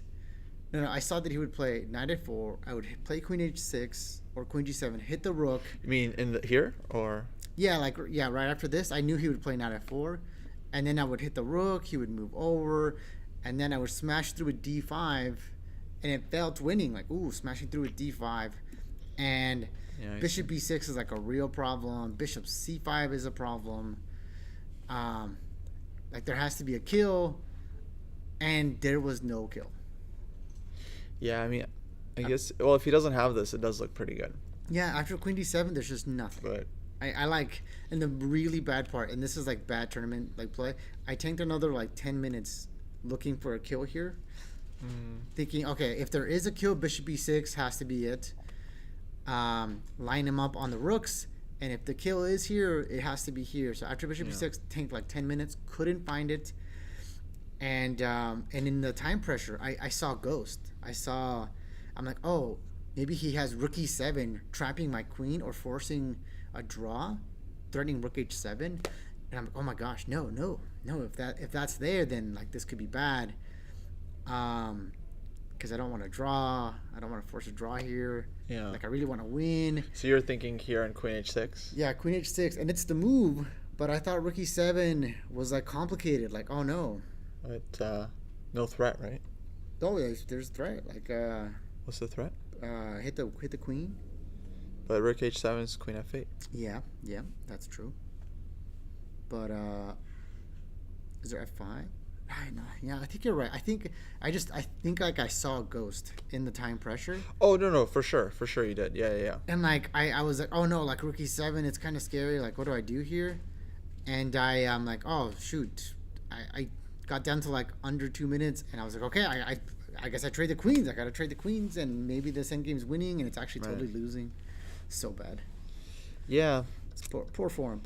No, it's a bummer. Yeah, I guess. Yeah, we just missed our chance. I guess at this point, because you had building up for so long, I was just getting angsty, and I was just like, oh, I have a chance to play D5. Done. That's all. I get like the one position I really had to see was this one. Takes. Right. You go defend the rook somehow. I don't know. Queen D7. And you just have to understand that you're just much better here, and that's it. Like free advantage. Yeah. Heavy piece endgame. Your opponent's king is weaker. They have more weaknesses. And yeah. Okay, ideally you trade on C6 and play Queen F5, and you should break through. But Yeah, it's just very unpleasant for black to play. Emily plays chess. Thanks for the raid. Sorry about your game. Hello everyone. We're here with Tony, who's also playing the tournament, right next to Emily, in fact. Just funny because sometimes you guys have the same opening on the board next to each other, and I wonder if you ever look over it. Like give each other a nod as you're both playing. we do. When we both execute the Jobava, we look at each other and we're like, yeah. Yeah, this verified. game, actually, Tony had... Yeah, you had the knight on e5, she had the knight on e5. Dude, this was good stuff, both man. had The the same opening, setup. Yeah. it's just good stuff. No, this is a very nice game. A very nice game overall. Like CD3 was good, King B1, Rook C1.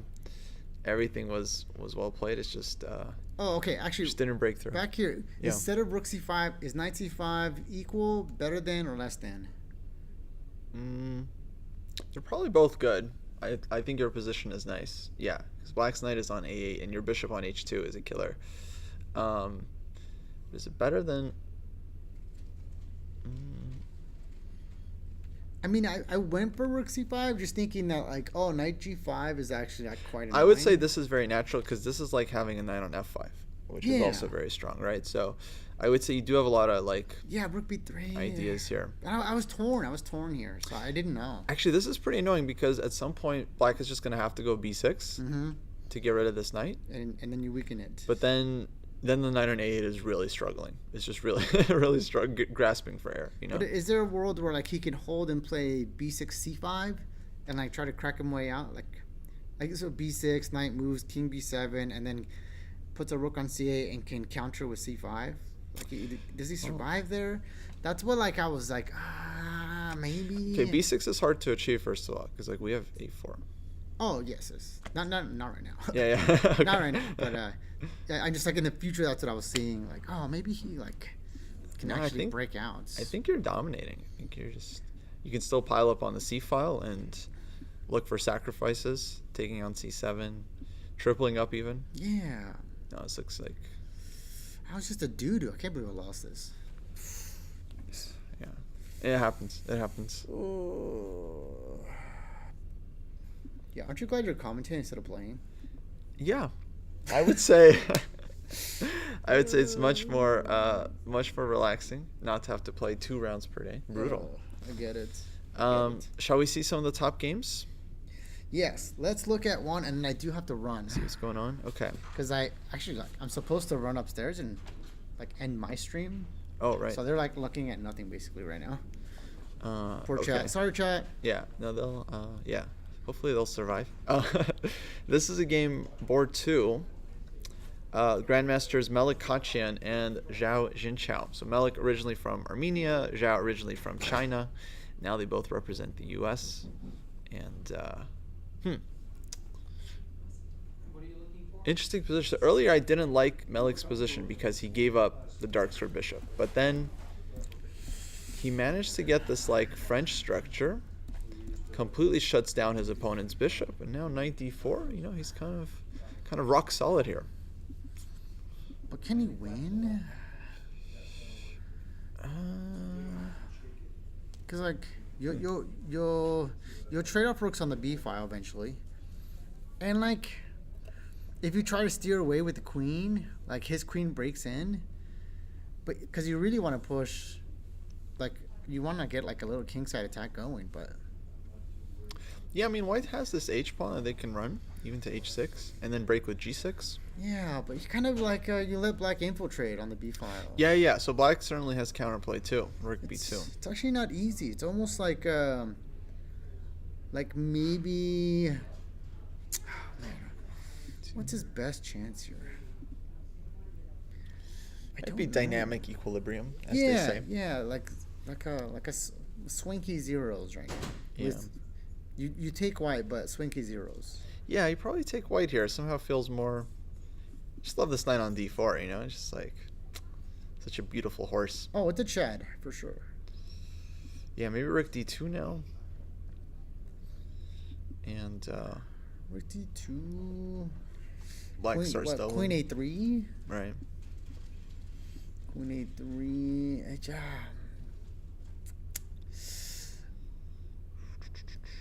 Knight square bishop can never move. Yeah, black wants rook b2, hard to. Okay, so if I was playing blitz, maybe I take black. Mm-hmm. Only because the ideas are so easy that like you'll save yourself time. Just have easy play. Yeah. White has to like actually really think to see how they can push for the win here. Maybe. 'Cause I think the only way to win is maybe like sacking your knight for like some kind of crazy breakthrough at some point, at some crucial point. Yeah, once the rook on f8 leaves, there's knight takes f5 ideas. Yeah. So. Yeah, it's double edged. It can really open up. Yeah, like you give Hikaru the black pieces, like he wins. Right. Yeah. But Somehow you they give do Magneto the white pieces, like he Magneto. wins. Yeah. I think Magneto is good at chess. He's good enough. I think he's like 1400. 1400. Damn, poor Magneto. Getting roasted by IMs now. Professor X though, I feel like he could be 1800. Oh, you went straight X-Man. Yeah.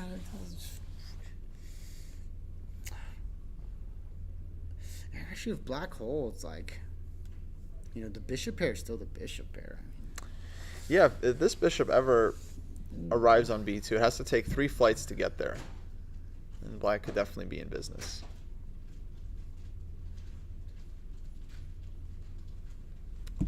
Get it going. Finish strong, Tony. Nice. Hey, chess lover. Oh, Dina has won. We'll try. We'll try.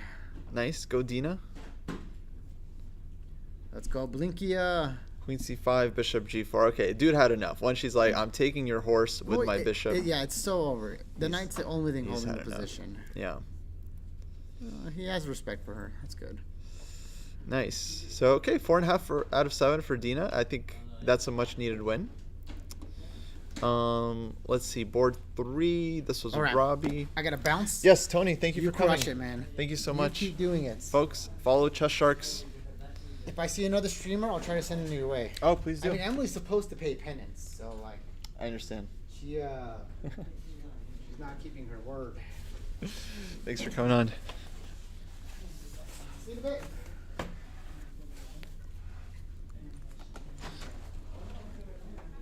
Alrighty, let's see what's going on here in Robbie's game. So, we saw it here, the battle of the two bishops.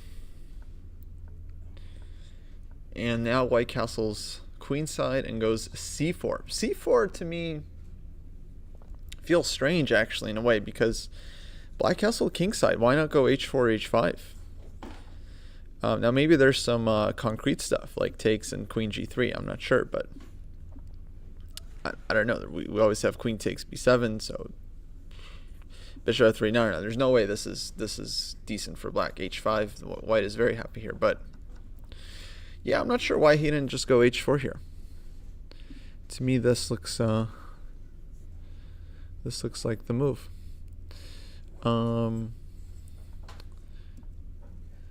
But c4 takes, knight takes, knight f6, d5, blasting open the bishop, which another way to play the position. But then he takes on d5. He gives up the light square bishop. He worked very hard to open up.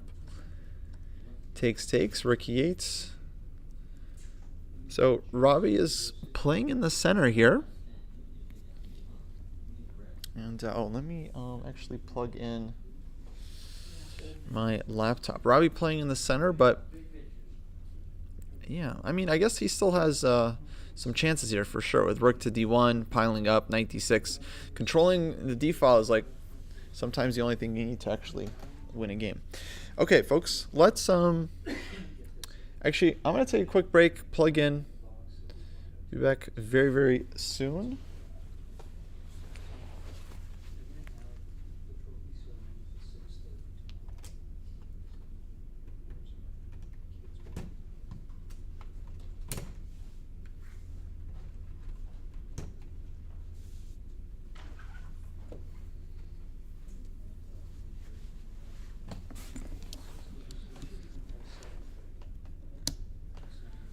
There we go.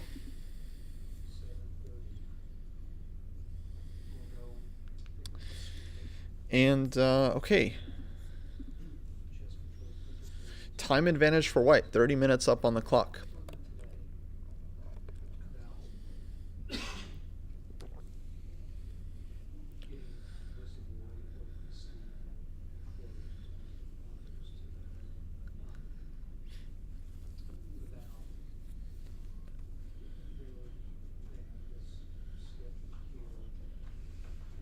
So, Robbie will be trying to push this one for sure. Someone is asking about board 6. Yes, Omid Khaledi having a great tournament, 4.5 points. He defeated Samrung and drew a couple strong players before that as well. Let's see what's happening here. This was Rogozin. Rogozin is solid. White goes for this kind of modern setup, e3, bishop d2. Just trying to get a very small advantage in the center. Black decides to take and go e5, d5, typical stuff.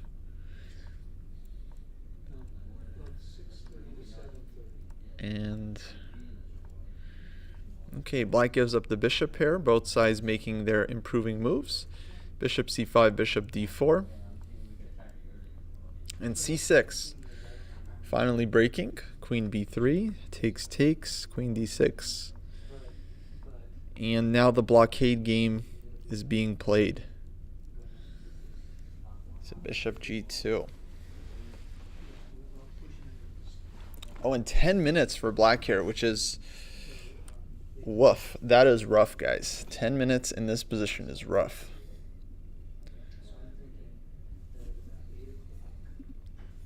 Yeah, against an hour.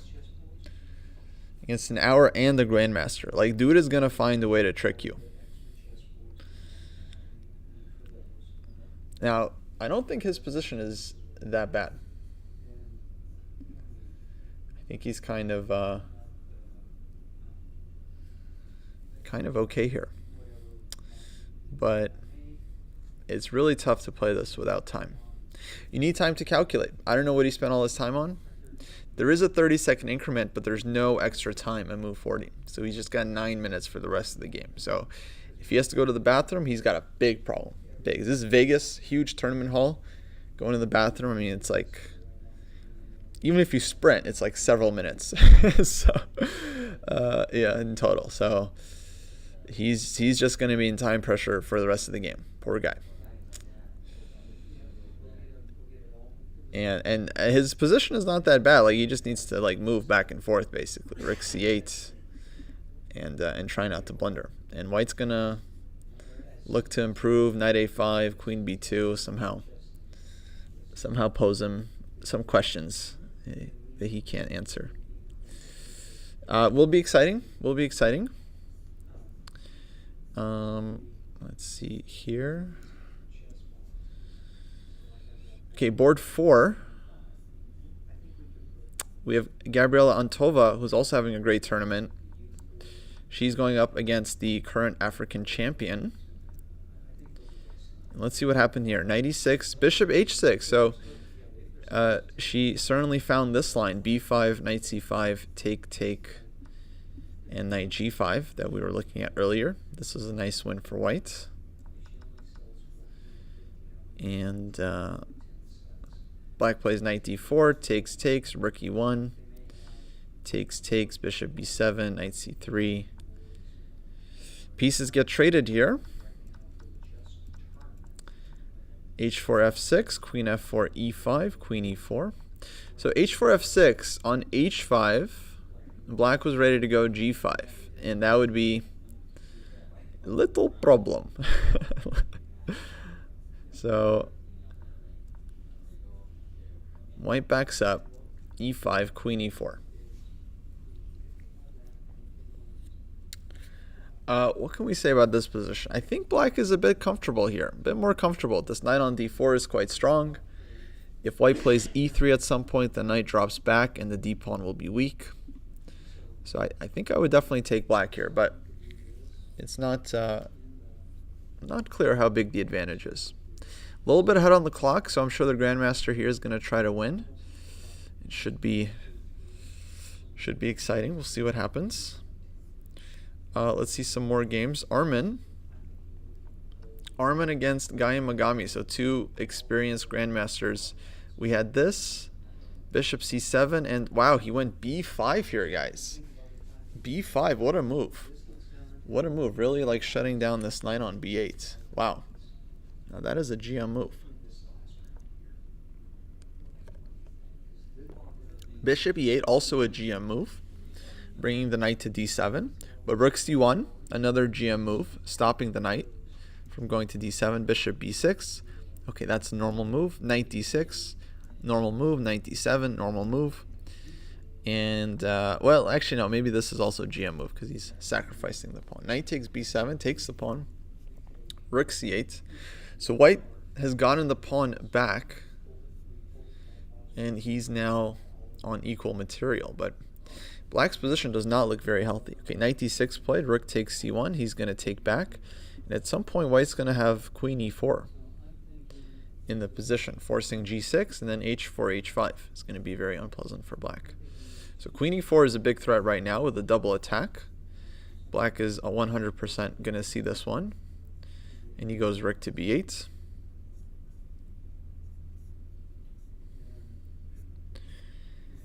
And yeah, now queen e4 can still be played.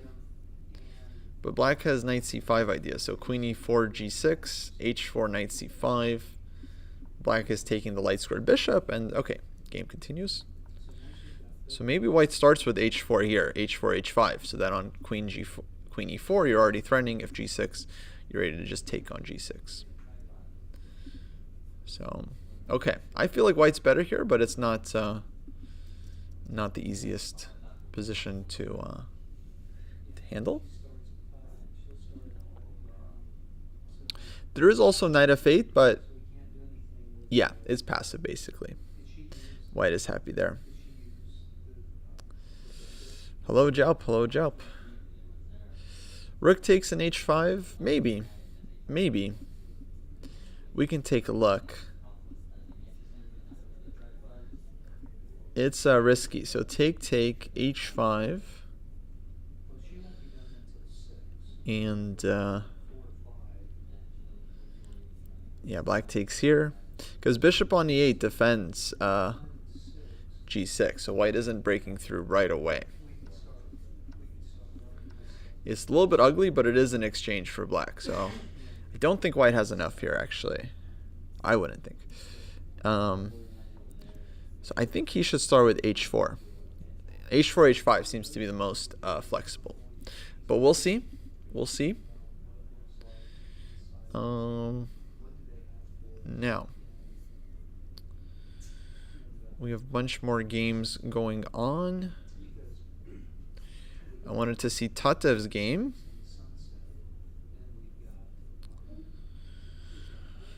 Tatev has an endgame against candidate master. Let's see how we got here.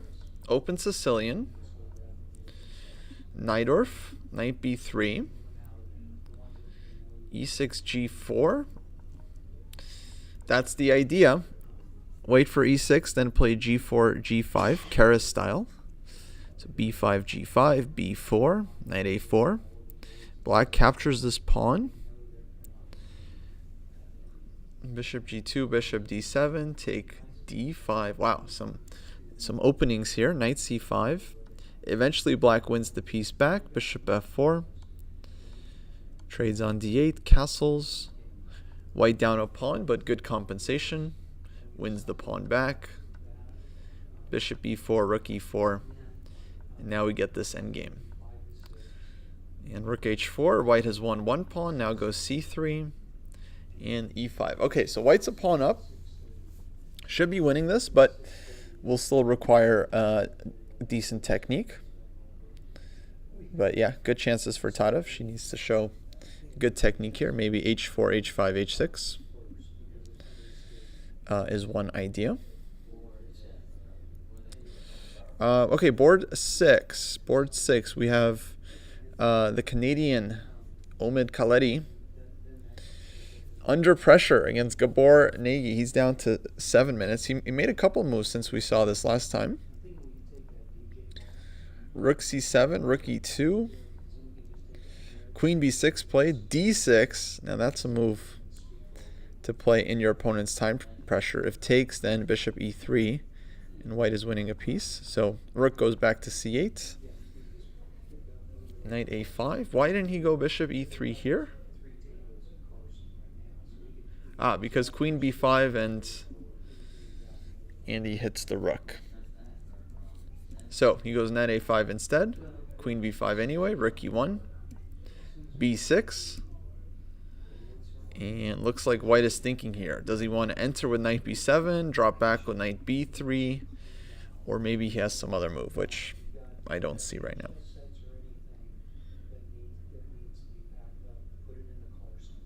So knight b7 would be the more adventurous move, but of course the knight would need support.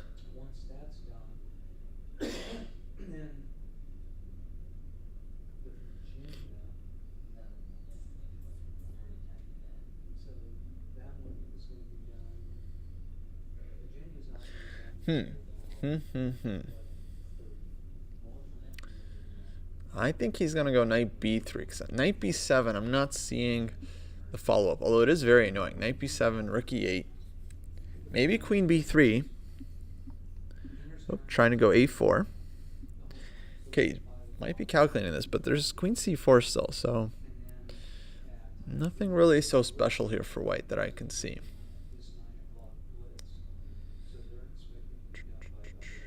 Take a4.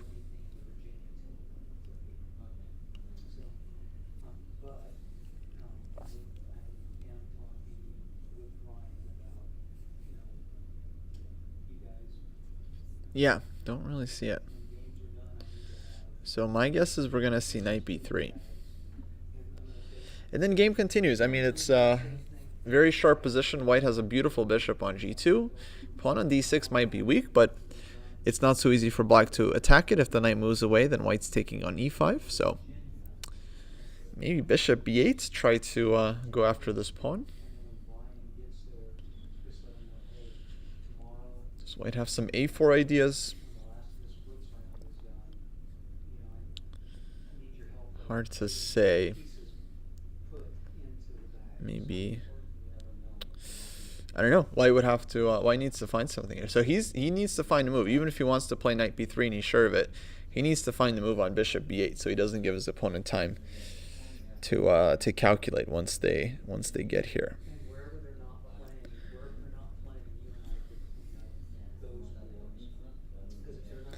Yeah, not a lot of moves for black here. I don't know, crazy stuff. Yeah, maybe bishop b7 is something, and then rook moves, and then like queen a2 and play for c4. Like, this is the kind of thing he's trying to calculate right now.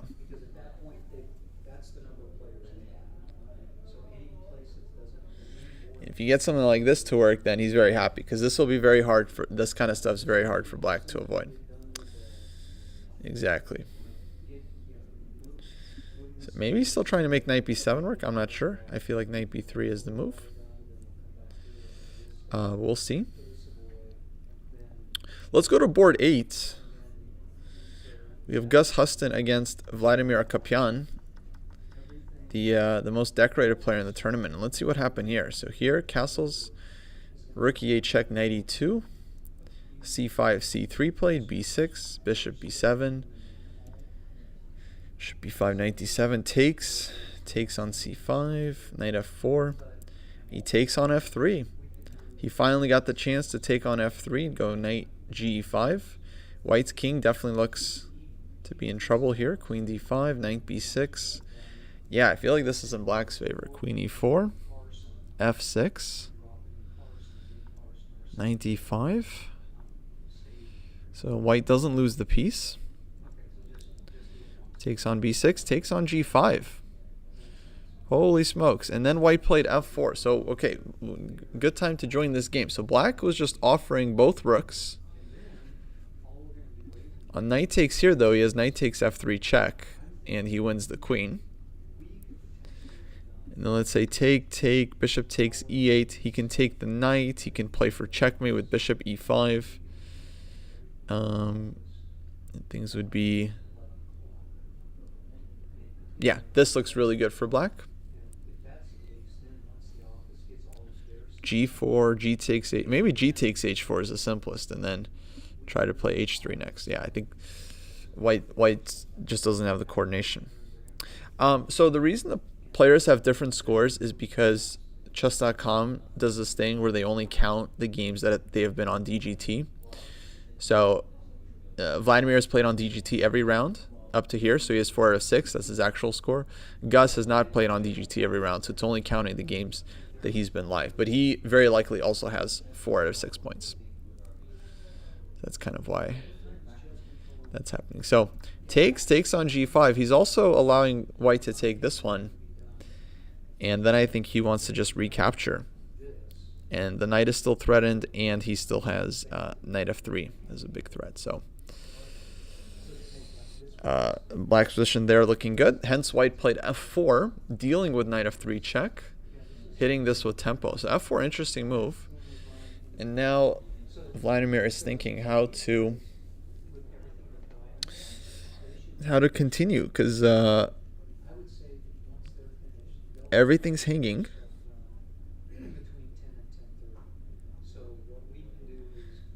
But it seems like minimum he can do is take the knight on b6, Let's say white takes here. He recaptures. Let's say white takes here. Take back with something, rook or bishop. Let's say bishop, threatening bishop h2. To me, this looks like really decent compensation for black at the very minimum. I'm not sure what the evaluation is here, but I would strongly consider taking black, because you already have one pawn for the exchange. You have counterplay with queen f6, queen takes h4. It looks pretty interesting. Rook e5 also, I think, is decent.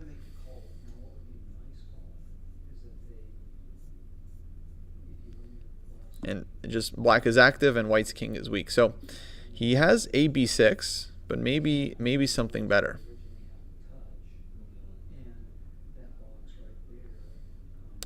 Bishop h2, but black wasn't in time to go bishop h2 there, right? We had a b6, take, take, take, take, and then white plays queen g2.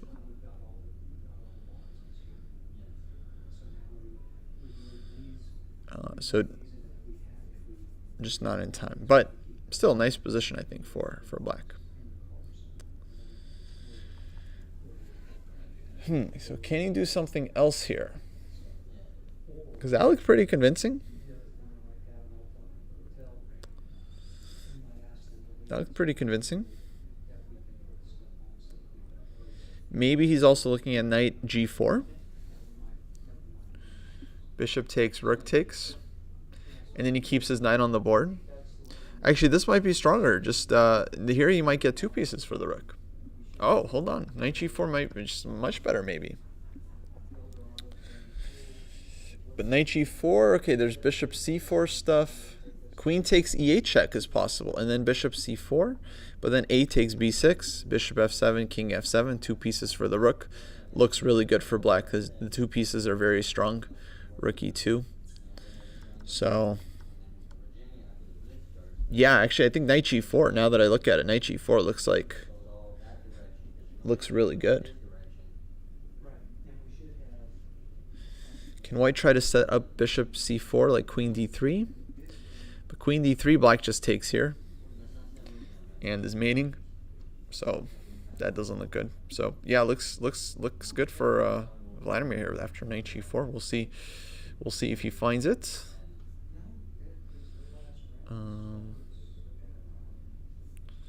Let's go back up to the top board, see what we've got here so far.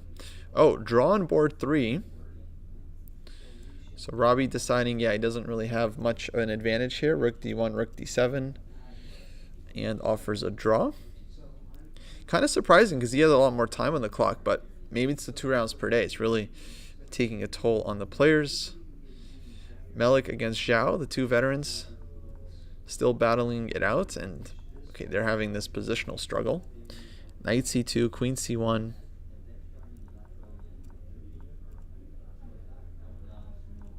Rook b6. And black is ready to double up on the b file. This one's still feeling balanced.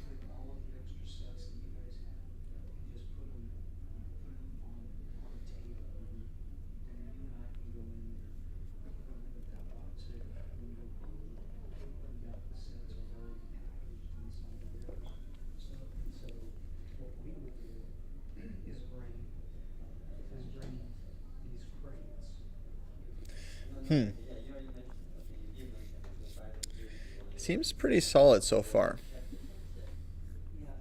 Why knight c2? Knight c2 probably just to kick black's queen off of a3, because it's pretty annoying there.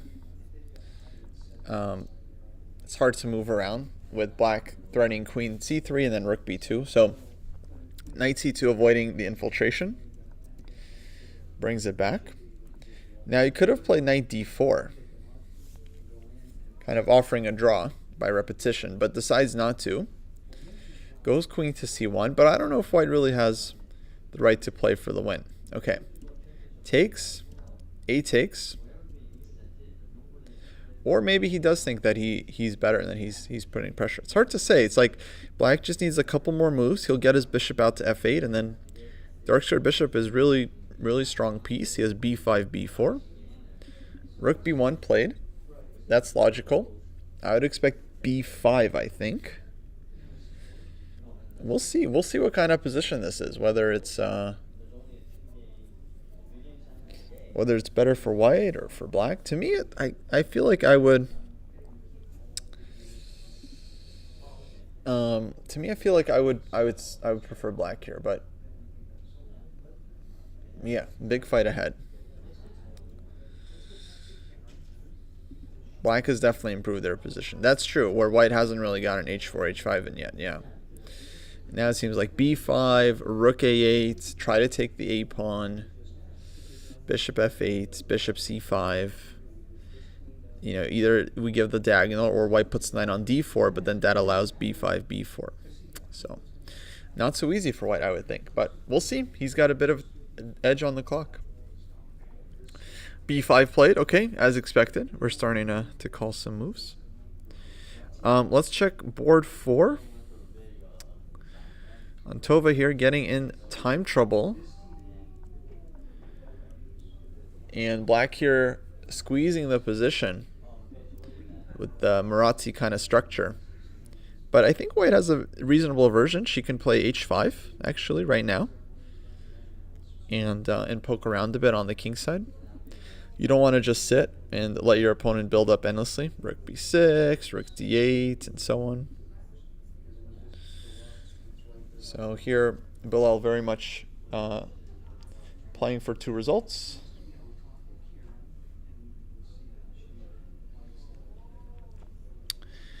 Armin, board 5, Armin playing Gai Megami. a4, knight c5.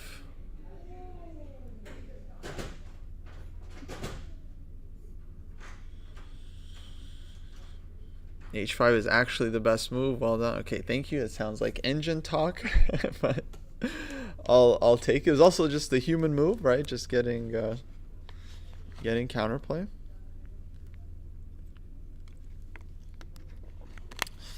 Okay, Armin seems like was really playing for a win in this game. Now let's see this position we have on the board. a4, knight c5.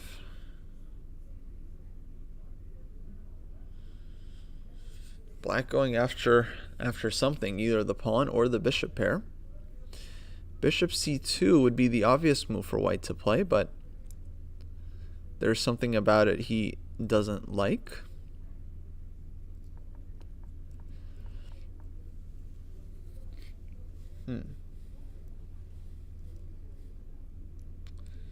I'm not sure. Maybe he's also just thinking about knight takes d4. Maybe he's just thinking about this one. Because if knight d3, queen d3, we defend the knight, we're up a pawn. Knight's coming to c6. And if knight takes a4, then maybe knight c6, maybe queen e4 first. I'm not sure, but let's say knight c6. Black has to take. Pawn takes. And feels like white should be better, but how much exactly is hard to say.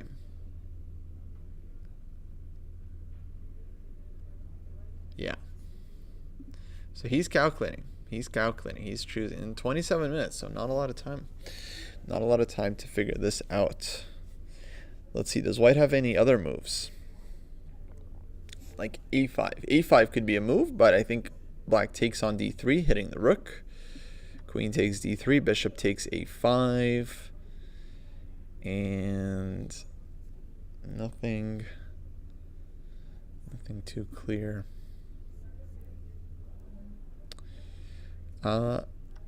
Let's see, knight d4, knight d3,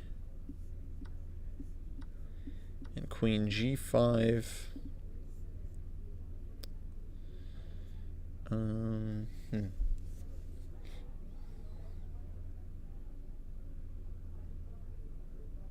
Yeah, rook e1. I think we kind of hold everything together.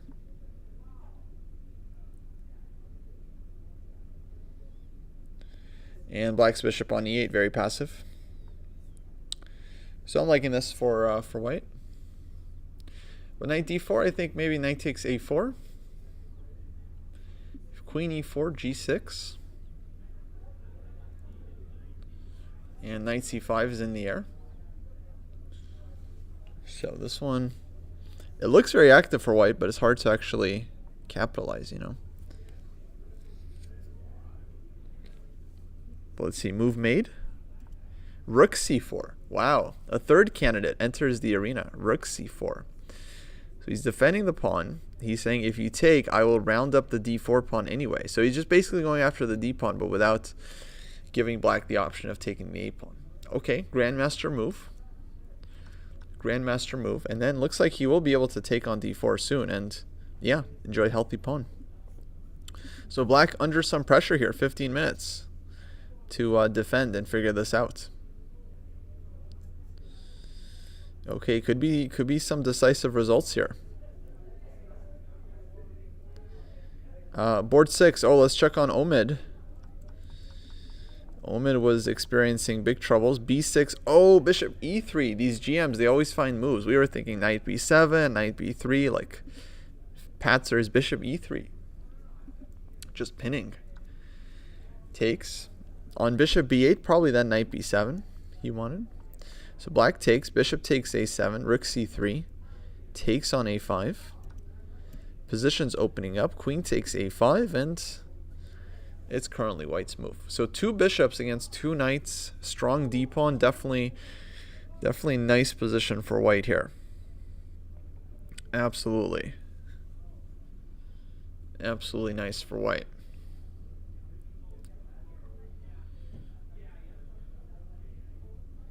But of course black wants to take a pawn on a3, and so white needs to figure out how to deal with this. Let's think.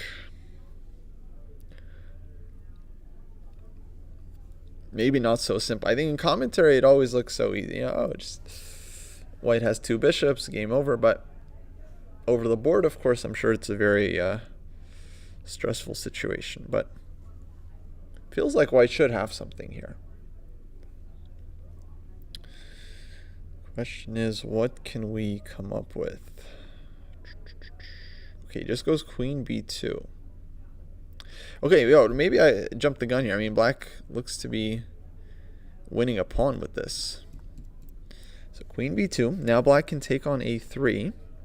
I don't think white's really worse there. I think white's going to be able to create enough counterplay to win the pawn back, but I also no longer really think white's better. He's just up on the clock, which is pretty annoying. But yeah, maybe on queen a3, white just trades and goes rook b2, rook b7. Of course, black has rook d3. So that's a problem. That's a problem. Bishops look nice, but black is winning a lot of pawns here. Queen b4, I think maybe is probably just same thing after queen takes a3, but yeah, I'm not sure. So queen b2 takes on a3. Maybe we'll take and go rook d1, pile up behind the d pawn. Of course, very hard for black to do anything here. So I think white is not really in danger at all, but I'm not really seeing white winning this one short of catastrophic blunder. Okay, I want to check in on Akopian's game. So we had this f4. He just takes on b6 right away. I thought knight g4 was kind of a knockout. I don't see what was the problem here. Bishop takes rook, rook takes bishop, counter-attacking the queen. But he decides to give the exchange. A takes b6. Oh, fe5. Okay, I was expecting this one. Why wasn't bishop takes e8 played? I'm not sure. And then black is sacrificing the exchange. I thought it was a good exchange sacrifice, but I thought maybe black had better. But white goes takes here. Bishop takes e5. decides not to save the rook, just go for that position anyway. King g2. Oh, okay. So white just doesn't want to give up the light square bishop. Interesting. He wants to just keep the light square bishop for his own counterplay. But now I would expect king g7 for black following suit, not running into bishop c4. And okay, sharp position. Maybe white takes on g5. It's going to be sharp opposite color bishop middle game.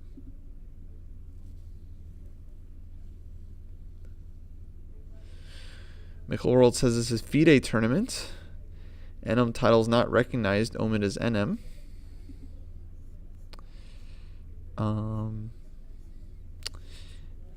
Yeah, I mean, I think it's also on chess.com. So sometimes they show NM, sometimes not. I feel like, I don't know, but yeah, here it doesn't seem to have one.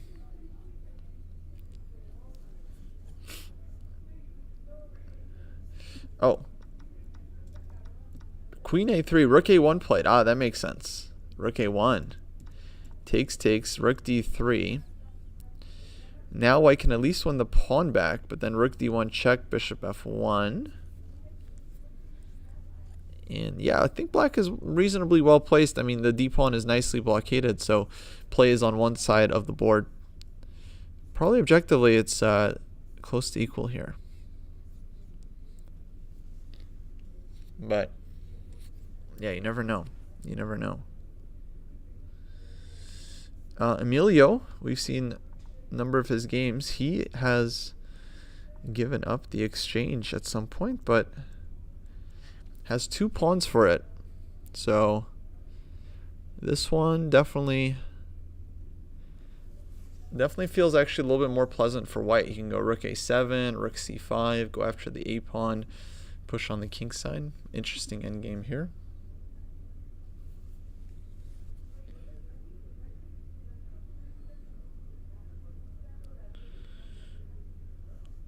Yeah.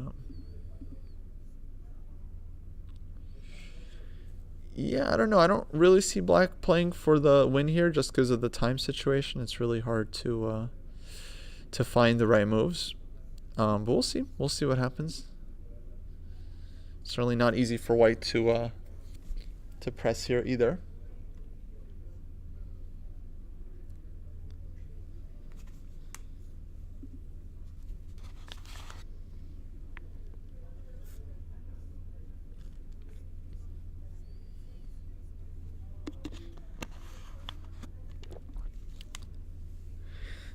Bishop f1, rook takes d6. Black gets rid of the pride of white's position. So I'm not really sure what options we have here. I feel like we kind of have to take on a6. Oh, hold on. We got updates on this board. Huston against Akapian, king g2. Oh, black played bishop takes c3. Queen c4, forcing the queen trade. Takes on b2. That's another pawn. Takes rook b1. Now black can play bishop f6. And he's itching to be 3 pawns up, but white still has counterplay. Bishop c4 check, rook takes b6. But he might be 2 pawns up here. Might be 2 pawns up here for black. Interesting. Okay, folks, I'm going to take a quick break here. We'll be back soon with more round 7 from Vegas National Open. Hopefully see you in a bit.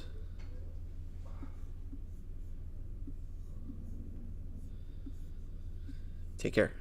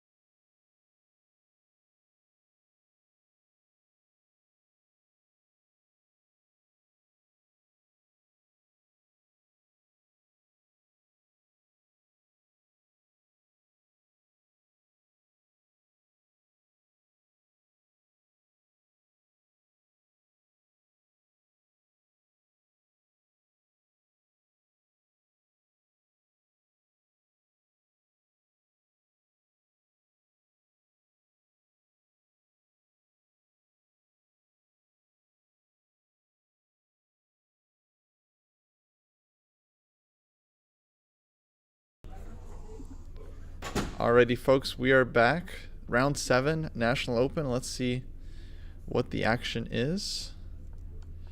We were watching this game,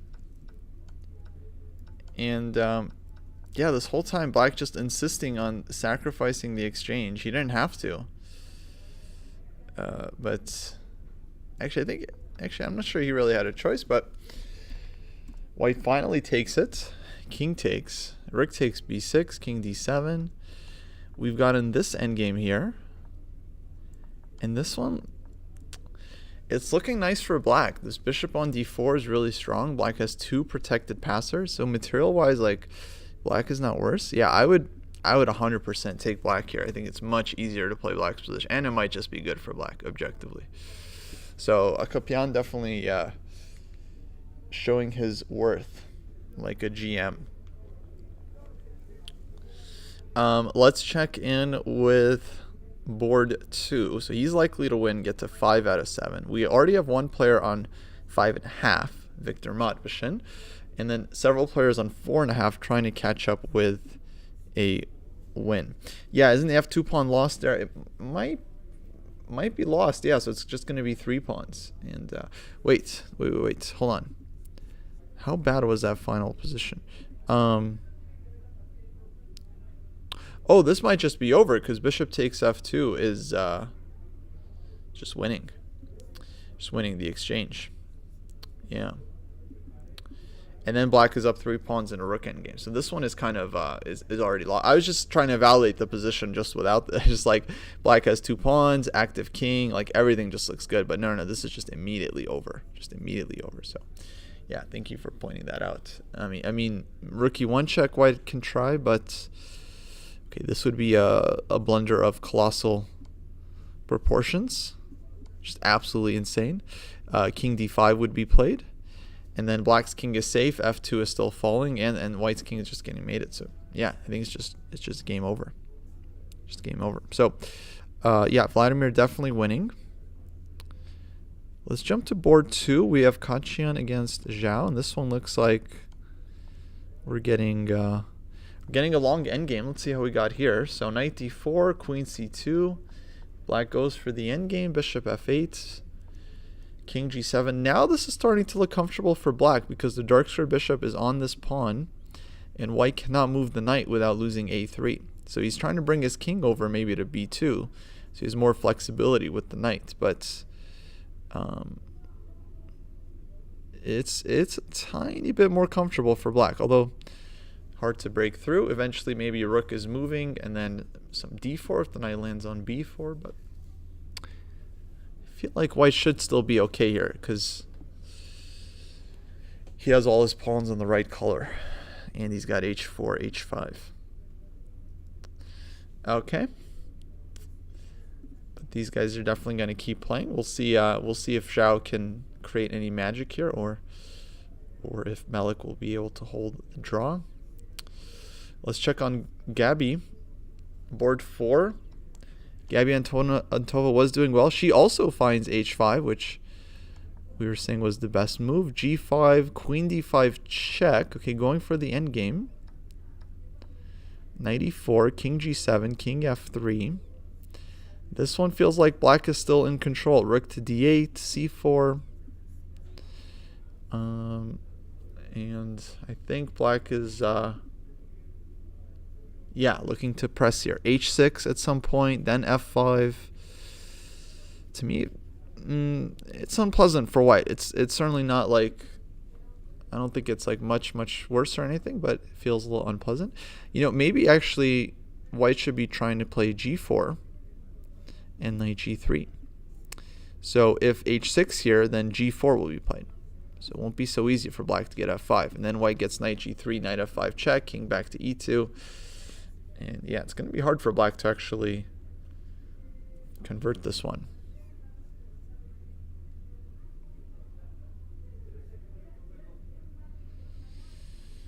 Okay, Armin. Whoa. Armin's game has completely exploded. What happened here? Rook c4, knight b7, knight c8, queen a3, takes, h4, queen e4, knight c5, goes for the check, goes for the check, takes this one, sacrificing the bishop, queen f6 check, and we're just getting, well, white has a perpetual in hand because black cannot go to d7, loses the queen. So the question here is, does white have more? And we're about to find out. King f8. And here basically either we make a draw with white, whoops, or we hang the queen, or do we find the courage to play h5? Because queen takes rook, queen takes c4. Maybe there's other moves. Maybe there's rook takes c5. Oh, rook takes c5. And then we take the rook. And we say that white's b pawn and white's h pawn are much stronger. Actually, this might be easy win for white. h5 would be kind of a hero move, sacrificing the rook. Now we're down 2 pieces. This would be a big time hero move, and I'm not sure it would really work. Queen d3, check here, bishop moves. Black can give the rook and is still up a piece. So yeah, queen takes d would probably have to be played, and I don't know, I don't really buy it. But rook takes c5, keeping material equal.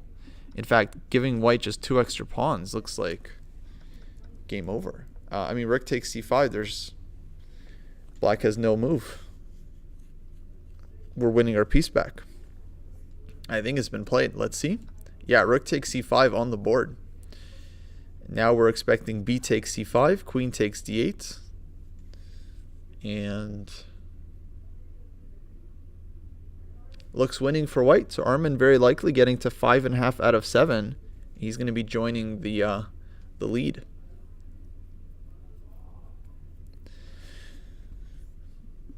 Can also follow up with knight g5 as well. Yeah, knight g5 is in the position, but I was thinking white just wins with the pawns because the pawns are so strong. So takes, queen takes.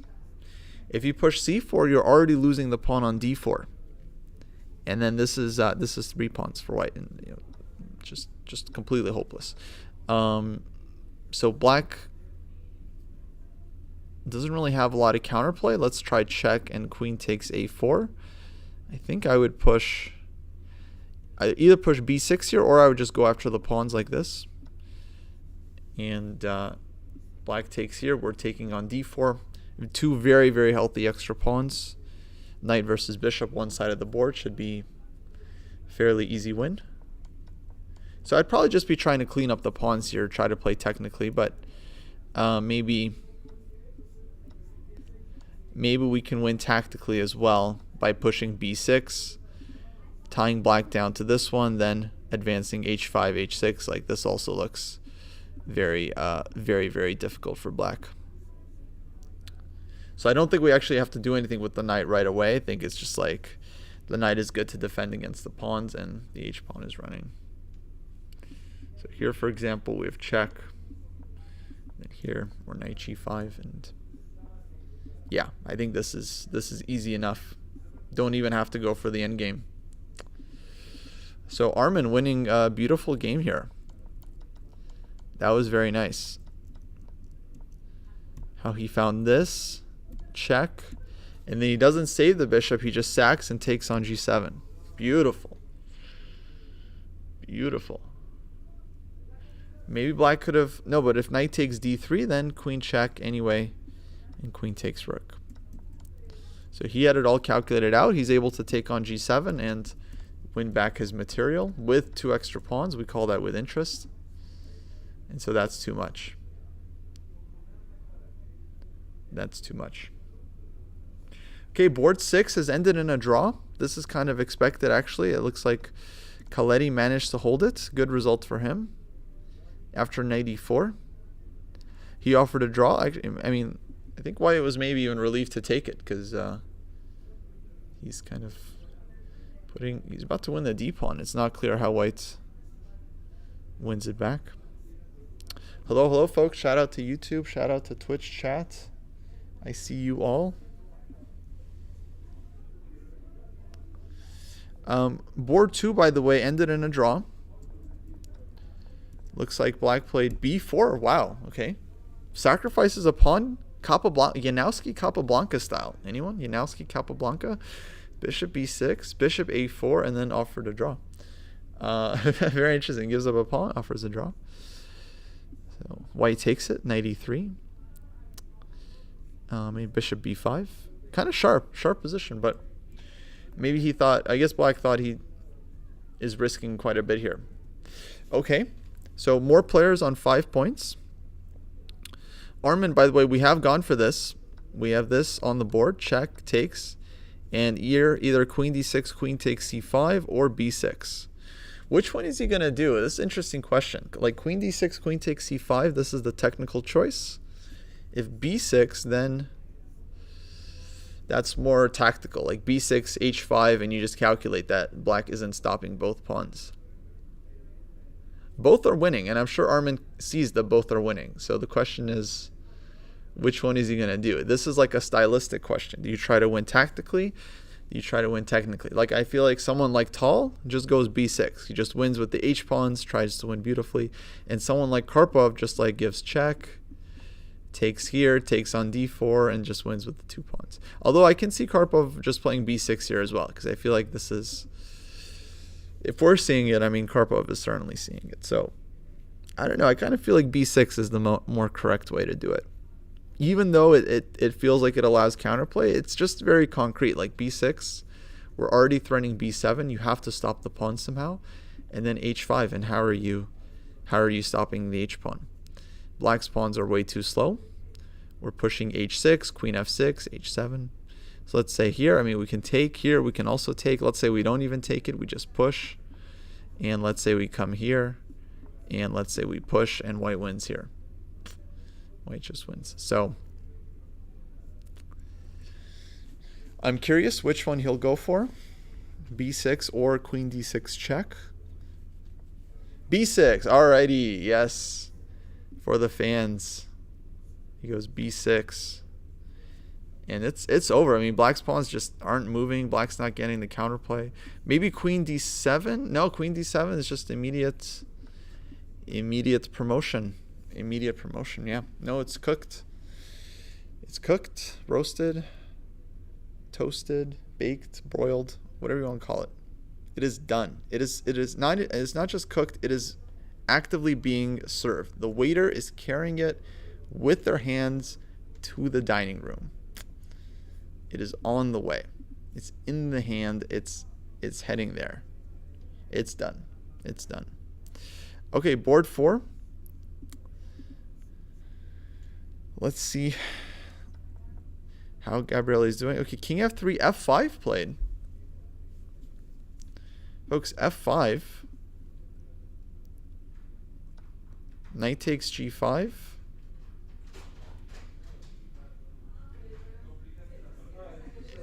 And what was the idea? Why did black just give up a pawn?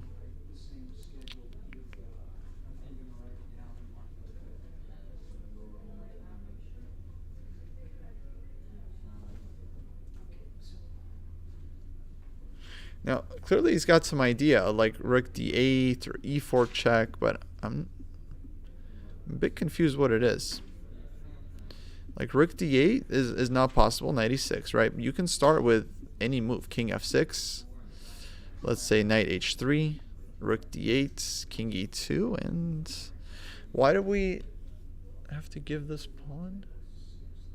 Maybe he just really didn't want to deal with g4, but I'm kind of surprised you would give up a full pawn for that. I'm not sure. He's gonna have to answer over the board. I mean, I know if h6 then g4, white would play, and then knight g4, knight f5 you're dealing with.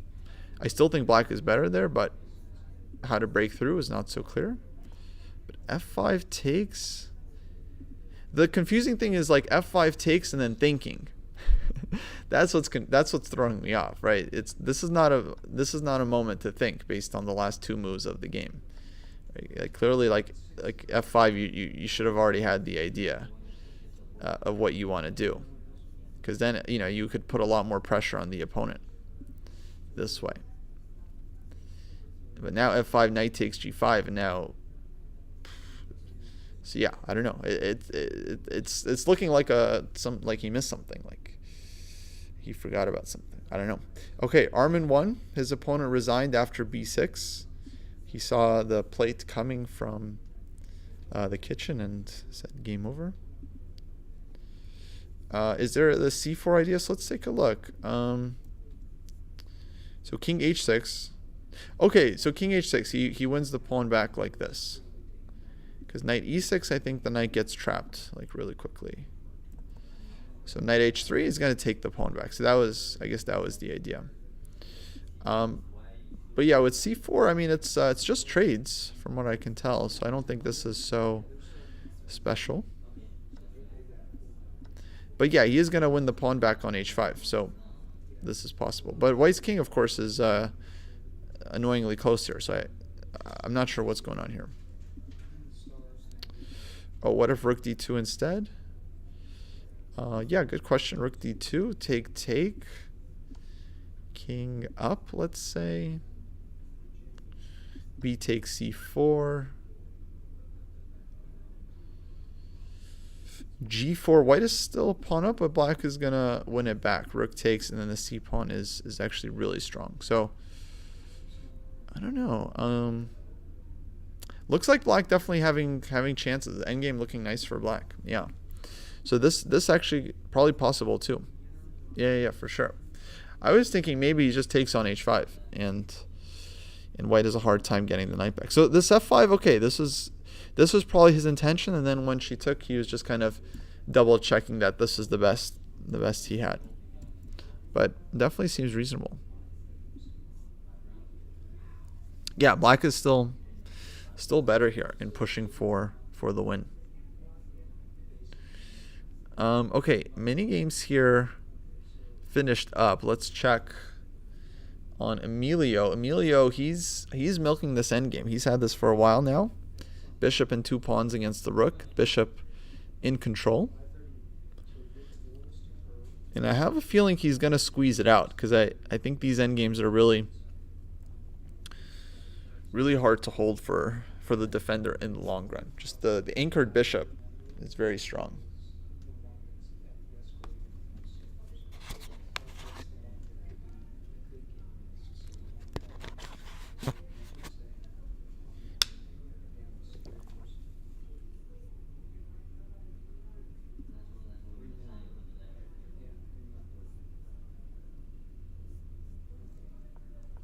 Okay, board 11. Here we have Grandmaster Bursies against one of the juniors, Vijay Anand, who's doing well in this tournament. White definitely having some pressure here, looking nice. It looks like Christian Cruz has won, so he's on 5 out of 7. He managed to defeat one of the juniors here in this opposite color bishop endgame. Okay, rook f4 I don't think was played. Probably rook f3 was played. And somehow he won. Okay, looks like DGT error happens. Let's see. Tatev, she was trying to grind out this endgame. And I think, yeah, everything has continued smoothly so far. 95. Okay, she can take another pawn on e5 here. Knight b4 check, white moves, and then takes on g7. That would definitely be winning. So I think black wants to go f6 here and try to make it messy still.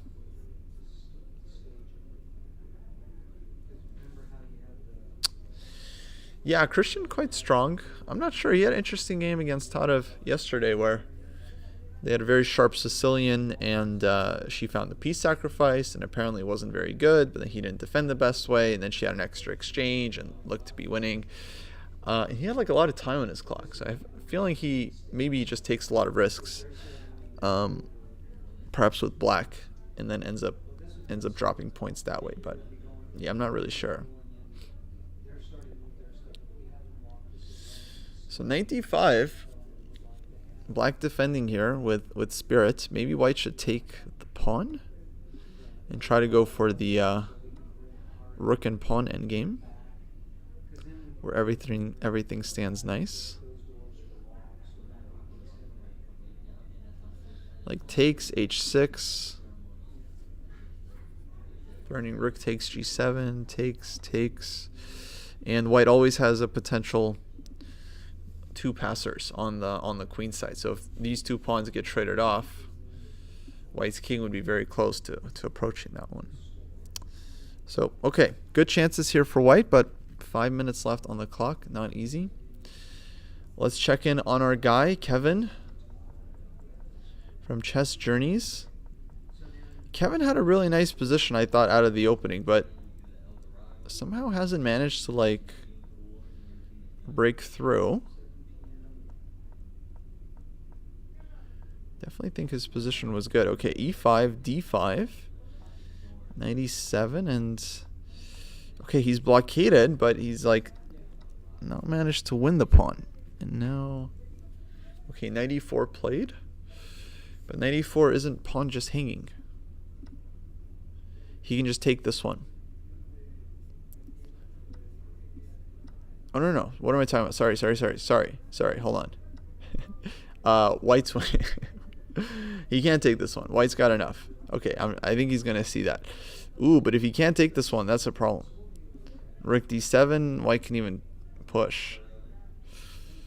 Ooh, so Kevin under some pressure here. But his opponent down to 4.5 minutes, so he's got a lot more time on the clock.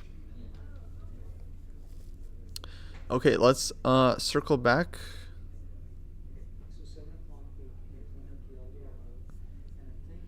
Board 4, c4 played. c4 played. So he doesn't take on h5, he just starts with c4. And I think, Chess Lover, we're going to get this line that you brought up. Because I think this rook on d2 thing it just looks very unpleasant for white. Because how do you go after the c pawn? c1 square is covered, and so this is just a very, very annoying plan. Probably white has to bring the knight back as quickly as possible.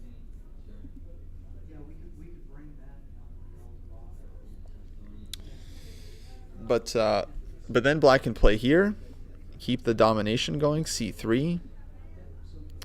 Maybe there's something better. Knight d2 check, knight e4, also possible, which ties the knight down, ties the rook down. Yeah, maybe even this. And then c3, c2 is coming, rook b1. So GM doing GM things. And yeah, difficult game here for Antova.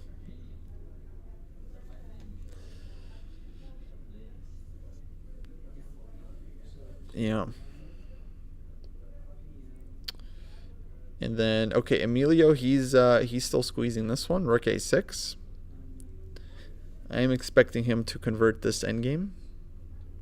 Although objectively, I don't know the evaluation, but I would definitely take white. Seems much easier for white to play. Our moves are easier to find. We have h4, h5, h6 whenever we want, which is actually very annoying. Imagine we got this on the board. And then black's h-pawn would be very, very difficult to defend. King would be weak. We go rook a8 check. If you block, we take on a5. So rook a6, rook b2, and I would expect h4. Maybe black is going h5 themselves, but then king f4, king g5. We can come in with the king, and yeah, the anchored bishop is quite a thing. h4. There we go.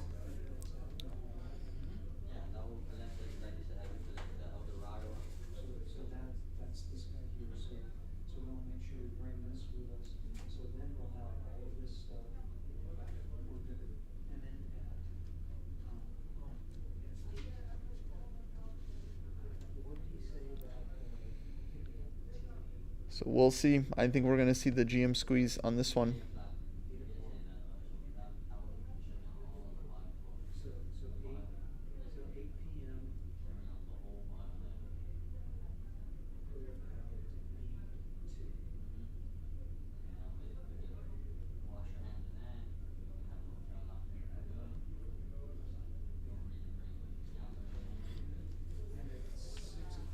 h4 played. I think h5 maybe the best chance, but then king f4. Rook moves, king g5. Rook takes. Let's give check. Take this one. Rook f3. King here takes. King here. This. It's not so clear. I mean, yeah, definitely not. I mean, black has this f pawn now, so this could get out of hand. So king f4, rook c5, f3 maybe. Then rook g2. Bishop b5. We take on a5. Yeah, it feels like white has a lot of potential here. A lot of potential. h5 also can give check maybe and try to get bishop f7, bishop h5. 5 minutes for black. Really tough. Gabby's still thinking after c4.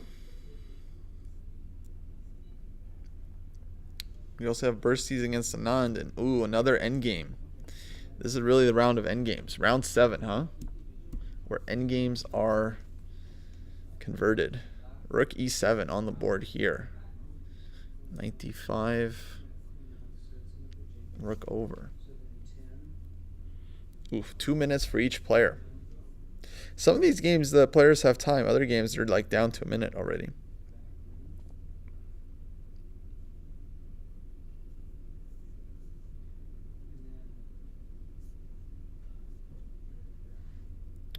Okay, let's stick with this one. Antova has 4 minutes. And she's looking for a way other than d takes c4, but not sure. Not sure there is one. Yeah, that other game looked very nice for David Bursties with rook e7, the rook coming in. I'm assuming he's going to grandmaster that way out to a full point. This one, what is White's options here? I'm not really seeing any great ones. I feel like you have to take on c4. So what else do you do?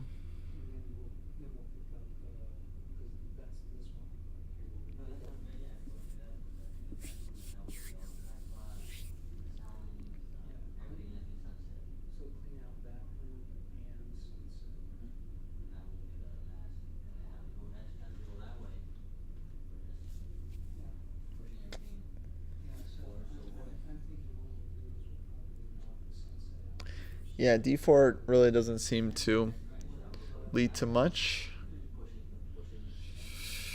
2.5 minutes, gotta find a move, but no, I mean DC is the only thing you can really do. Yeah.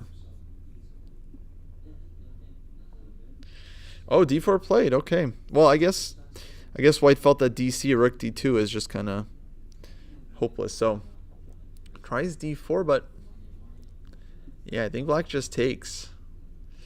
If knight f4 d3 check just looks really, really strong. But if you take, knight takes d4, maybe there's still some chances here for white.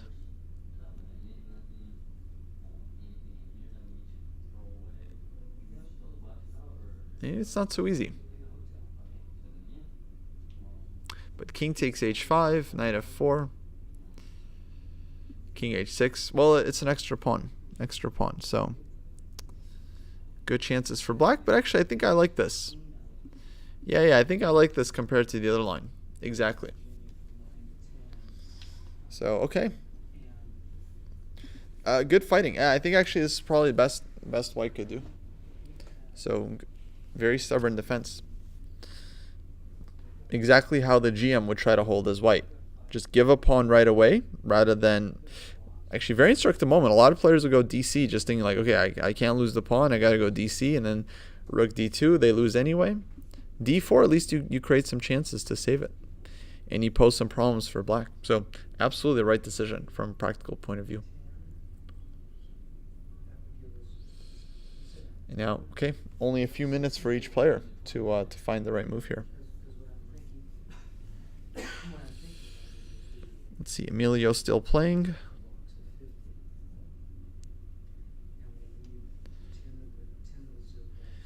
And Emilio on 4 out of 6. So he's trying to get to 5 out of 7. So he's half a point out of the leader group if he wins this one. Right now, only 2 leaders actually. Victor Matvishin with 5.5 and Armin Mikhailian. So both with 5.5, very likely to play tomorrow. Oh, do I take with the rook or knight? Yeah, I was thinking knight takes to keep more pieces on for black because I think black is trying to win. So my instincts would say knight takes, but maybe rook takes is somehow more technical. You could take with the rook twice and try to play for rook d2 check. So if knight f4, then rook d2, this would definitely be nice for black. Because again, we get very strong play on the queen side. But I don't think we'd see... Actually, this is quite a possibility. So rook d1, then we'd go for the knight endgame with an extra pawn. This definitely offers very good winning chances for black. Because knight endgames are similar to king and pawn endgames, and here, yeah, extra pawn is good. So maybe rook d4 is the more technical choice and might be leading to better chances. Let's see how he takes back.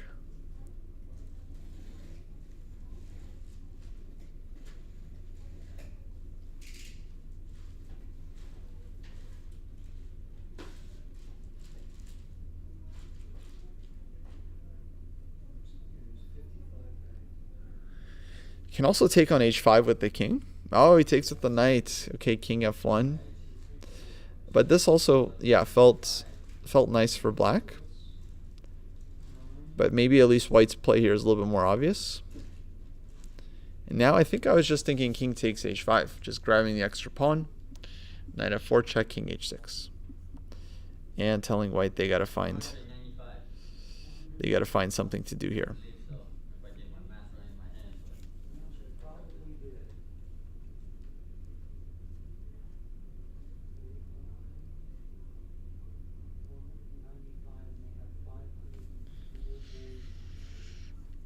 Okay, let's see. We had other games.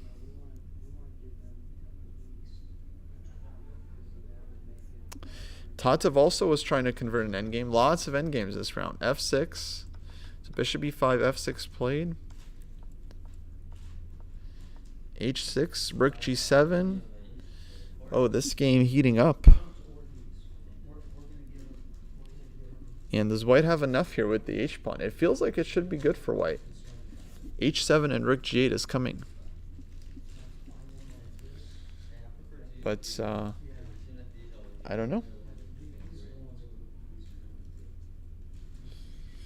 I know there's always chances. 15 seconds. Let's hurry it up. King b3. I don't see the issue with king b3. Yep, played. Good. And black has a check, but it doesn't look too scary. What's scary is white's h-pawn. h7, rook g8. Like, how does black deal with this? And if something like this, and here, white goes here, and minimum can take this one, and f4 as well. I don't know, actually. It starts to feel very tricky. But I think this pawn's not really running anywhere. So let's say we bring in our king, f3, we come here, and we're ready to just take the pawn. And okay, maybe black gets a theoretical draw with the a and c pawns. These are supposed to be a draw, but not an easy draw to hold. So, okay, takes on b2, bishop takes b2. Maybe knight c3 was actually a better chance for black. So with the bishops on the board, I think black is trying to maximize his chances too with the knight, but I think the bishop is a clearly better piece. Now I feel like white has really good winning chances again. How is black stopping h7? Okay, has to go rook h8, but then we go h7 and then a4, a5, the a-pawn starts running. f5 is never a thing because of rook g6 check type ideas. Knight e7, a4. So check played. I'm guessing king c2 looks like only move played. Not sure why this one really helps black, but okay, pushes the king away a bit. Rook h8, h7 I'm expecting. And yeah, Tadev will try to squeeze this one still. Let's check in on board 4. Takes rook e5, king g6, king g2, king f6. So yeah, black has snagged the extra pawn, and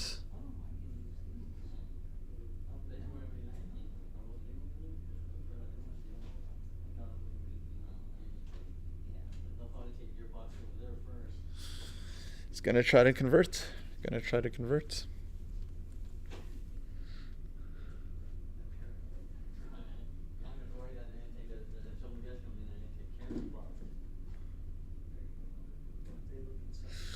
Tough endgame. Stressful.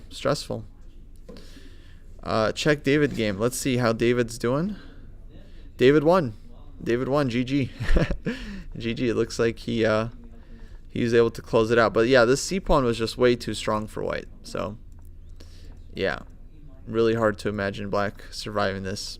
It's a nice technique at the end. Black offers a trade. White takes it because immediate rook d7, rook d8. Okay, probably could have resigned here. Not sure. Need a couple extra moves, but yeah, game over. So David getting to 5 out of 7. Emilio here still also trying to get to 5 out of 7. Wow, f4 check played. But he goes king d4, not giving black time to take on f2. Rook h5, check he gives. But now the king side is kind of coming apart a little bit for white.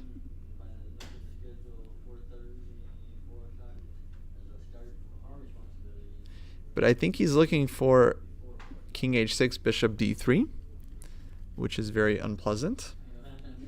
And mate incoming. So king h8. Now, does white have some clever way of breaking through here? I don't see it.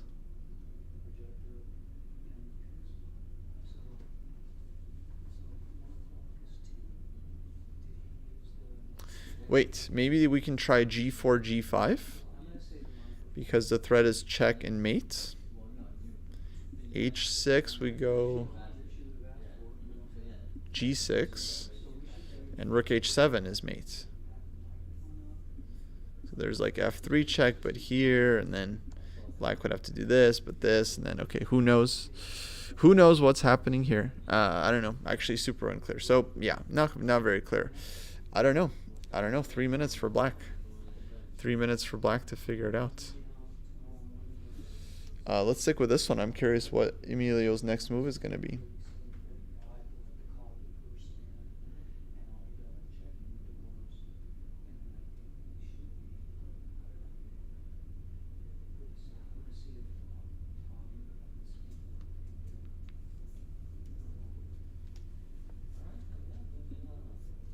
Okay, g4 played. He's going for the mating attack. But black will take on f2 eventually, so black can try to give back the exchange. Maybe he wants something else. Maybe on g4, rook takes h4, he wants to go f3 and take on a5 and win with the queenside passers. So here black could try this, but then bishop d5, just like, oof. King e4 even, actually just holding on to everything. Oh, this is starting to look really nice. This is starting to look really nice for white. King f4, rook takes a5.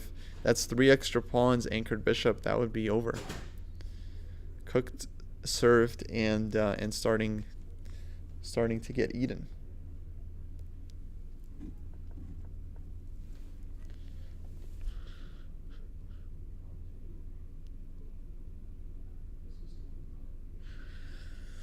Yeah.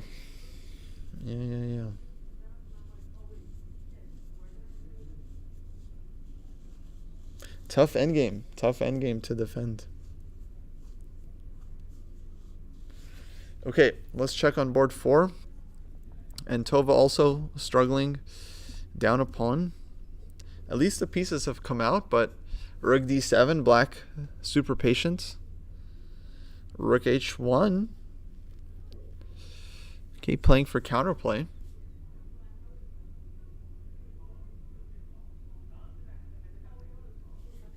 At least looking for some checks. Still not easy to finish this one off, I would say. Definitely not easy at all.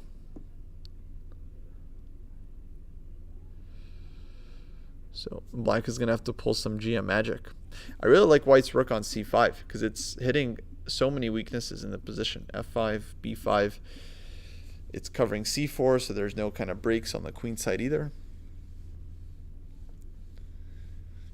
Yeah, I wouldn't be surprised if white is sometimes holding this. Just, yeah, very hard to use the extra pawn here for black. So, okay. Bravo, Gabby. Thank you, Tom. Putting up huge fight.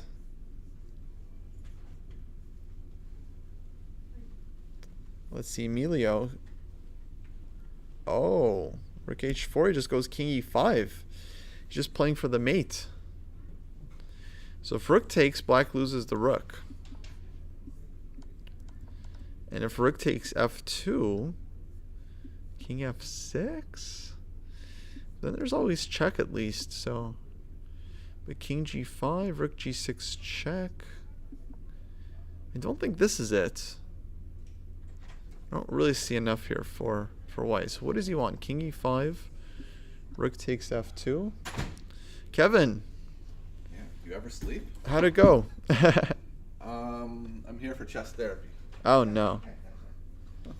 Oh no, Kevin. All right, let's take I a know, look. Like it was an impossible game to lose. Like impossible. He Yeah. offered me so many draws, I did like your position a lot, and then and then you didn't. I guess it came apart. Yeah, somehow you didn't manage to make the most of it. Yeah, I couldn't quite. Like I kept trying to build to the moment to like make something happen with that, and I just never quite found it. Yeah, I liked it here. I liked it all here.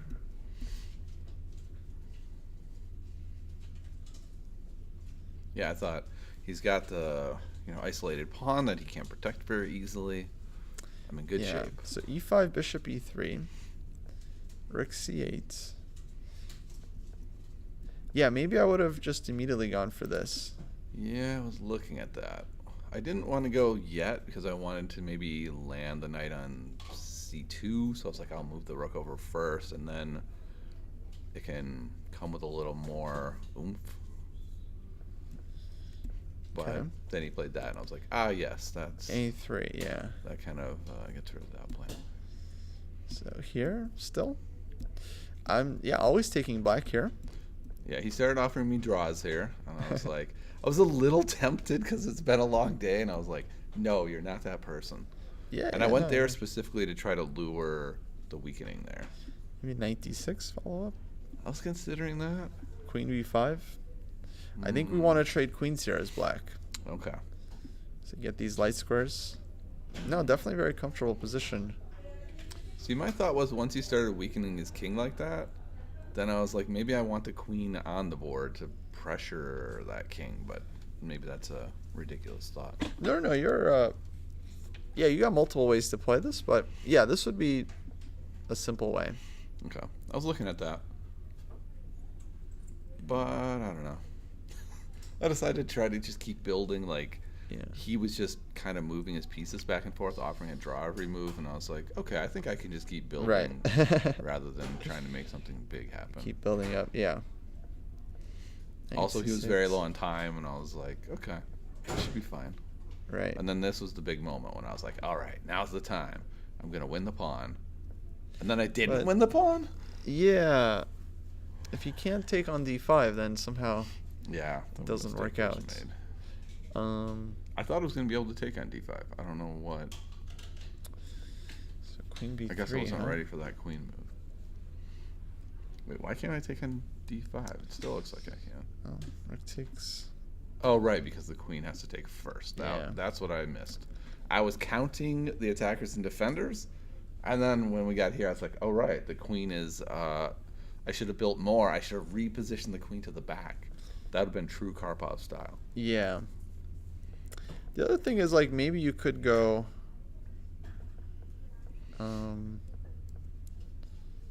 Maybe you could go b5 Hmm. and transfer the knight to c4.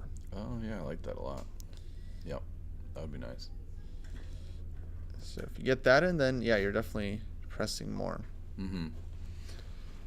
And once this transposition happens, suddenly he's like, he went from Mr. Draw to like, all right, now he's energized, and Yeah. things kind of got away from me. Yeah, now it's like, I feel like you're still okay, but Yeah, but it's not what we I'm wanted. certainly not pressing anymore. Now I'm just holding. Right.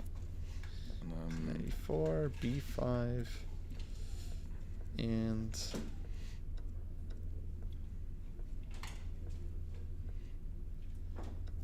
okay, things got spicy, but yeah, I thought I would hold the draw here, just bring the king to the middle, and I'm fine. And then he played that, and I was like, yeah. wait, what? How do I get my king there? yeah, it might be Was I supposed to do something before he played F? maybe g6, Yeah, maybe that was the answer, and then start bringing my king in. right? So take I don't know. here. Yeah, maybe that does work. Maybe you're okay still. I was really surprised. So I very nonchalantly just went like, okay, well, I'm going to draw. And then as soon as he played, I was like, what are you doing? I Ooh, still now thought it king might be comes in. okay. Because I was going to chase the king away, but it did. I made a huge mistake. Yeah, now it looks, we don't even get to yeah. see it. Oh, what a shame. What a shame we can't see it. Yeah, sorry. Actually, what happened is I turned it around and I won it. It's like, I won the game. Let's flip it. Yeah. Yeah, bummer. Yeah. That was unfortunate. But it's not like you did anything so criminal. It's just like maybe e5 was the wrong moment, basically. Yeah, exactly. That was kind of it. It was really just not understanding that the queen being at the front was a problem. That's why I played e5. Yeah, because I feel like I could have played this position for like 2 hours and just keep frustrating this guy until he Yeah. like loses his mind. Just and being tries to much press. more patient, for sure. Yeah, I thought I was being patient. I was so proud of myself. You were, yesterday. and then And then I messed it up. just Yeah. picked the wrong moment. This might have been possible too, which is kind of interesting. Because then you have this trick. Yeah, that looks quite good. And then maybe we're winning a pawn. Maybe white goes for 2 rooks versus queen endgame, but I would definitely take black here. Yeah. Interesting. Chances. Okay, so I had some chances even after my errors. Yeah. I It's think a my good game lesson to learn from. to take away is that I should have traded the queens off. Yes. I think that was the answer. I feel like that makes your life easier because you have a lot of trumps in the position. So Yeah. even here, and you can also just consider this one. Yeah. And I can still You bring get the the knight. A file, knight comes to c4, rook a8, Yeah. and That's the other thing. I didn't recognize I could have gotten the knight to c4. Okay, well, Yeah. I appreciate the chess therapy. How did the rest of our friends do? I think it was a good round. Dina won. Okay, nice. Tony drew. Wait. Did Dina get a pawn fork on 2 knights? Is that what I saw out of the corner of my eye? Yes, Dina's opponent kind of I was like, wait, what just happened? bungled the opening. Okay. Because I looked over and all of a sudden I saw a pawn fork on the board. Why didn't they move the knight? Because didn't she get the fork? Yeah, it's just the other knight's still trapped, so Oh, gotcha. I'm just wondering how. Okay, that's So it's opening pretty- disaster. Pretty good for Dina, yeah. Yeah. If you have my chessbook course, you would know that's called a David versus Goliath moment. So I don't know. How about that? Nice. Okay, well, have a great rest of the night, and it looks like people must be about done, right? Yeah, I think we're finishing up soon here. That's not our time, right? Yeah, 8 p.m. What? Yeah. Okay, my game went really long. It's been a long run. Yeah. All right, thank you, Kevin. Best you. of luck tomorrow. All Take right. care. See ya.